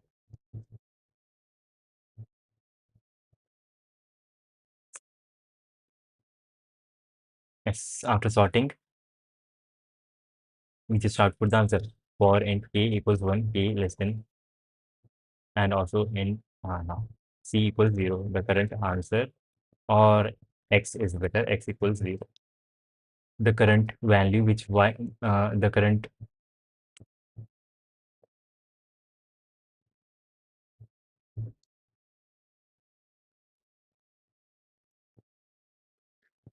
x is the x is a pointer to in the response vector, and x is either pointing to a k value which is like either uh, x is pointing to a possible response which could possibly be a response, and yeah, yeah, k less than equal to n, k plus plus, and res x while the distance that is required to make this number at index x possible number, a possible response, mhm, mx d res x minus 1 while this thing equals x equals k.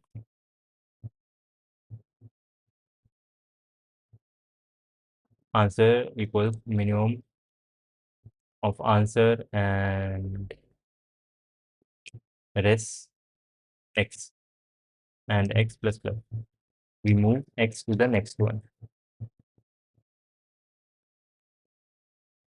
and now here see out depending on a answer smaller than int max. If answer is smaller than int max, then output answer, otherwise output -1, and a new line or space I equals k equals n.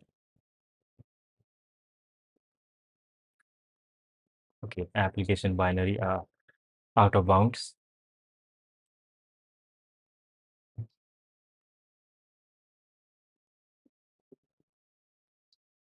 Yes, yes, because these values are like one indexed.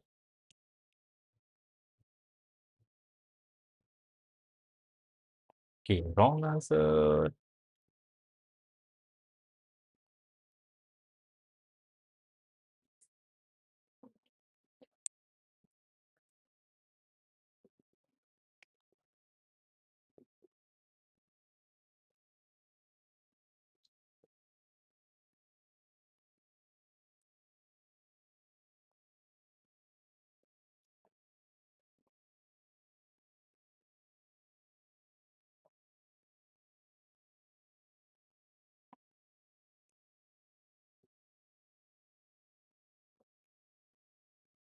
Uh,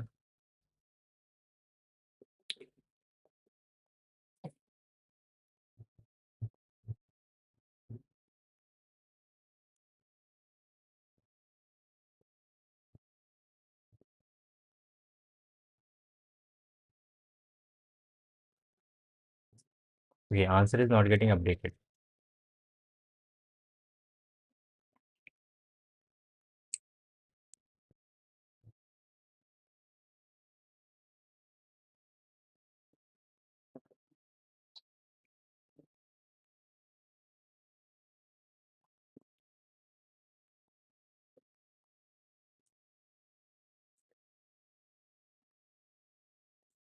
Minimum res x.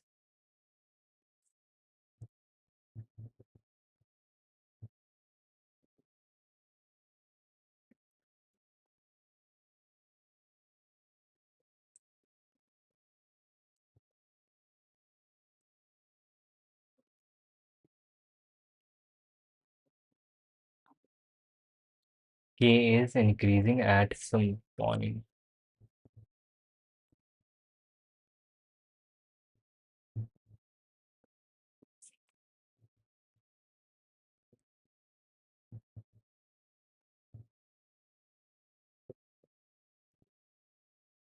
One test case which has 5 things: 1, 2, 3, 4, 5. Maximum distance is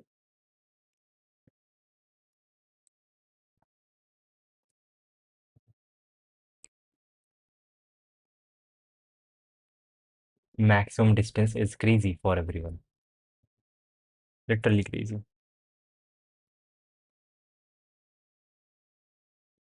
I minus the,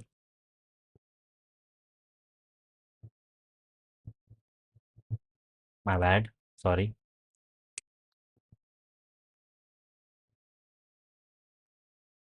Okay.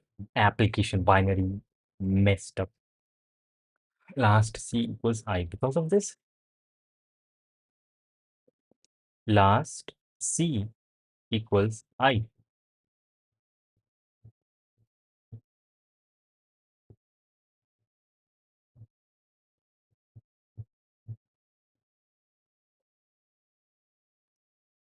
Where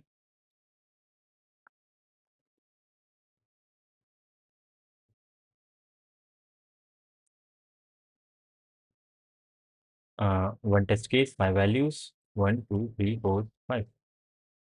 Binary, which line specifically would be nice to know?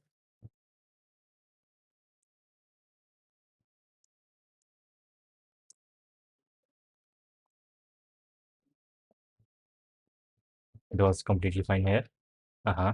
And then I did last C equals I. That is the last time that I saw C.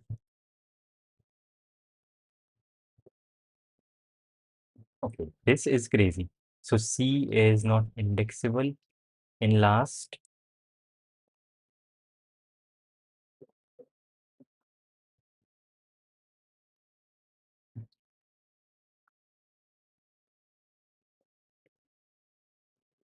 If I remove this,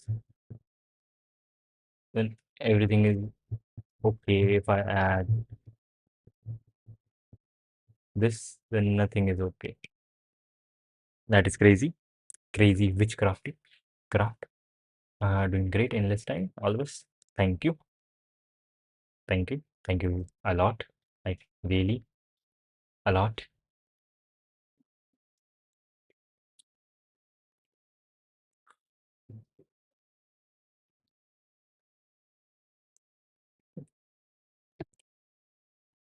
Last C equals I. C is okay. C is completely okay.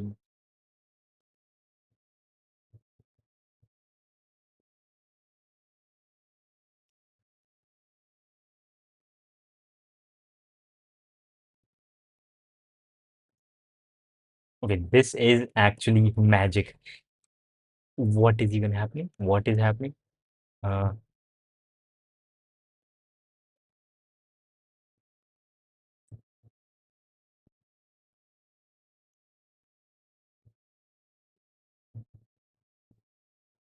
and here if I do last time that I saw C was at index 1. Okay, this is actually witchcraftery.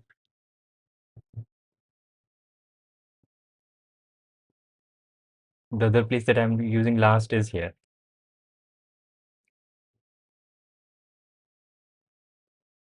What specifically is breaking? Last C equals I. What is the problem with that? Repercussions. I'm indexing last C right here, and then I'm updating last C, which is very innocent.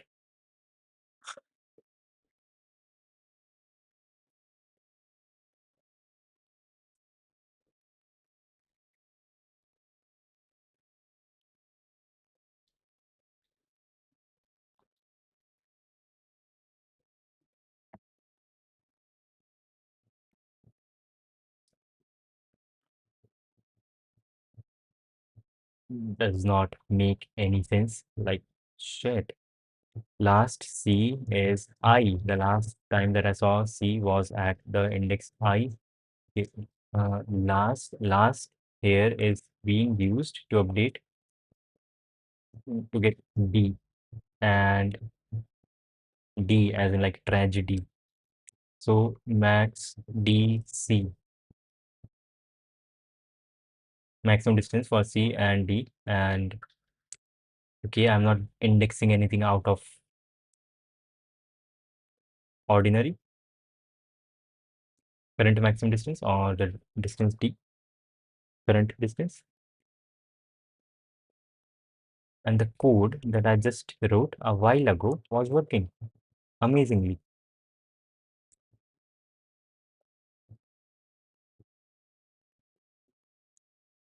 This,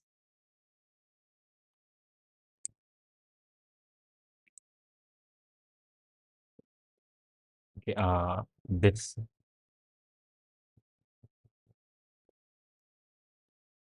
was the one.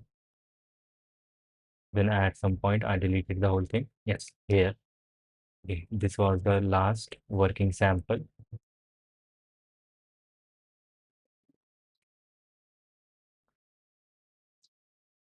How is this different from the current code that we have, which is this?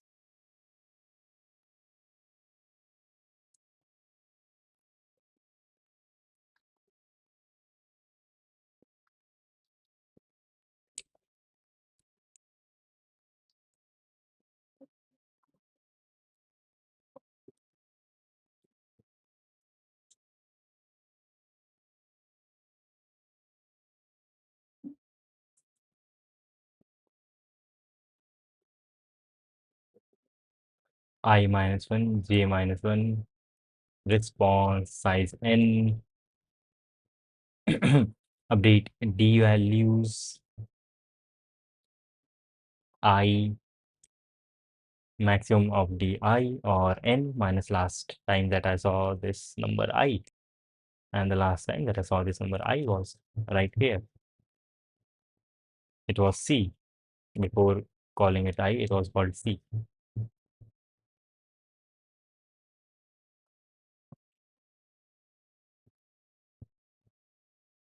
This cannot be the problem, I think. Is it? No, there is something fundamentally wrong. Int C minus minus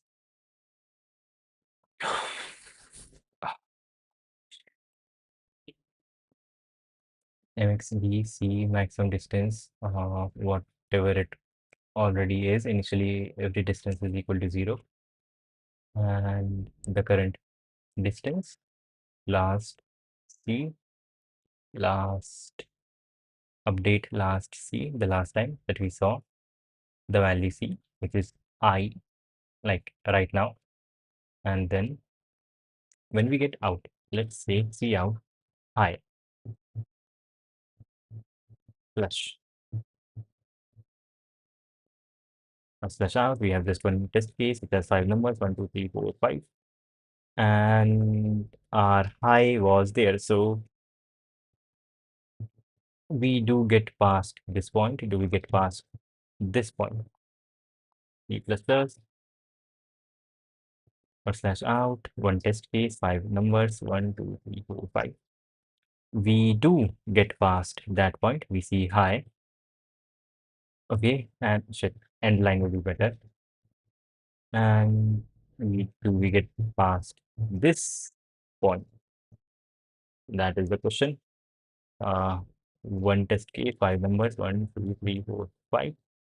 And we do get past this point. There is a high there. Okay. And then what even is the problem? Shit. Of course. The problem is humans. We are humans and we can be very, very stupid. While x is lower than n. That could be the problem.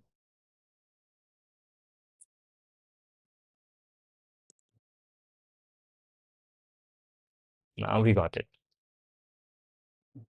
Yes.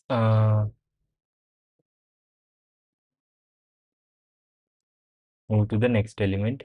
I just use binary search for each k. For each k. But in order to calculate minimum element, I used prefix min.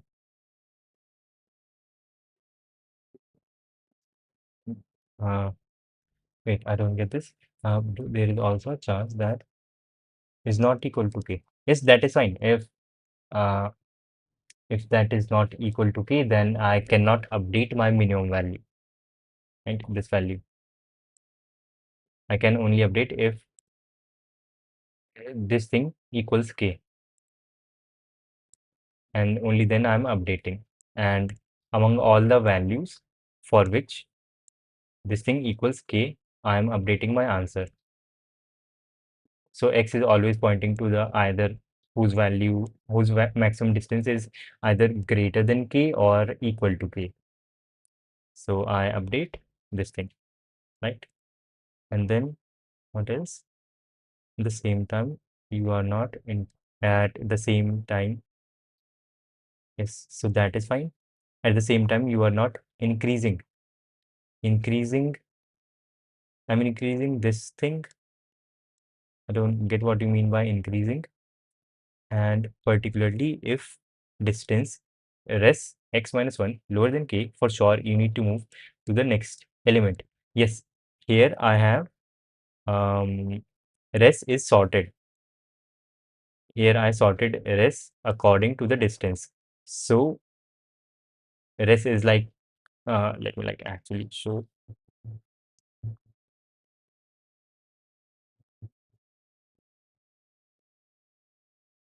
Yeah, this is how res looks like. I mean, this kind of does not makes sense, but the point here is that this number 1 is going to be the first available candidate answer. Then 3 is going to be the first available candidate answer, and so on. So these numbers are arranged in the order that I can choose them. And yes, I think that is okay. And then I just used binary search for each k, for each k equal to some particular value. Okay. Makes sense. For each k, you you have sorted your distance array, your distance vector, and then for each k you are seeing how much you can use, and among them what is the smallest value, or maybe in descending order, in ascending order.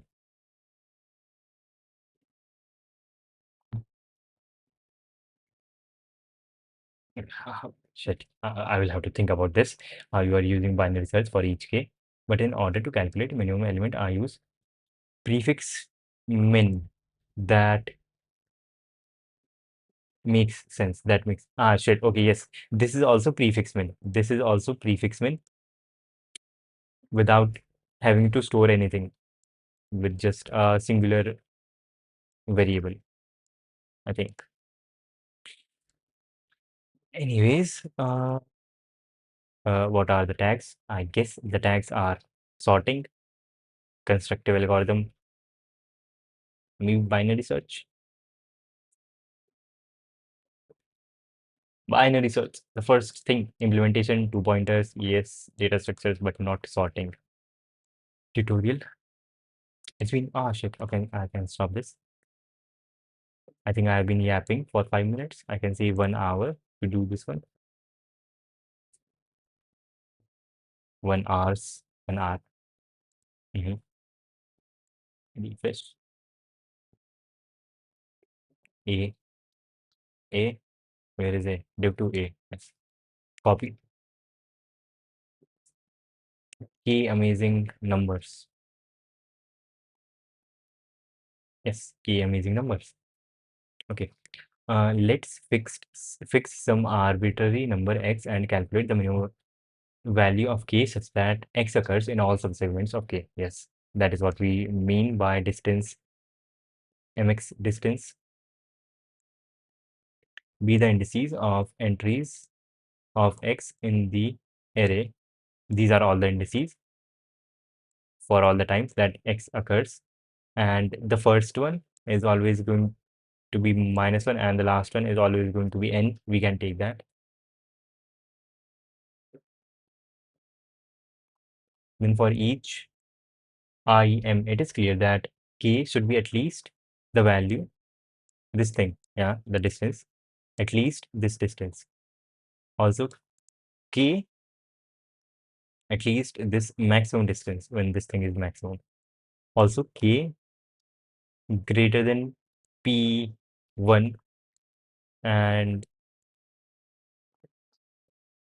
K greater than P greater than equal to the last index n minus the last index plus 1.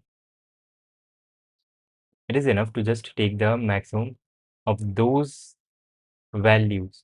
Let's call this derived value of K as fx. Okay, fx is for x number, what is the minimum K that is required. Okay, now we just go in increasing order of x, increase from 1 to n, and then try. Okay, I think we can apply binary search when we have a pair in which the first one of the numbers can be the number itself, the answer, and the other could be the K or something like that, and try to update the suffix this with x. This can be done straightforwardly, just iterating over this range. If we arrive at a cell for which the value of x is already calculated, we immediately terminate. Okay, this is not making a lot of sense right now, and feels like it has been long enough. It actually has been long enough. It's been 4 hours for today. And yes, I guess, okay, we did 4 questions today. That is nice. 4 questions at 1500 rating is nice. Nice, nice. Today was a good day. 1, 2, 3, 4, 4 questions. And yes, that is good. That is good. And for today, that will be the end of today's stream. And thank you for being here. Bye.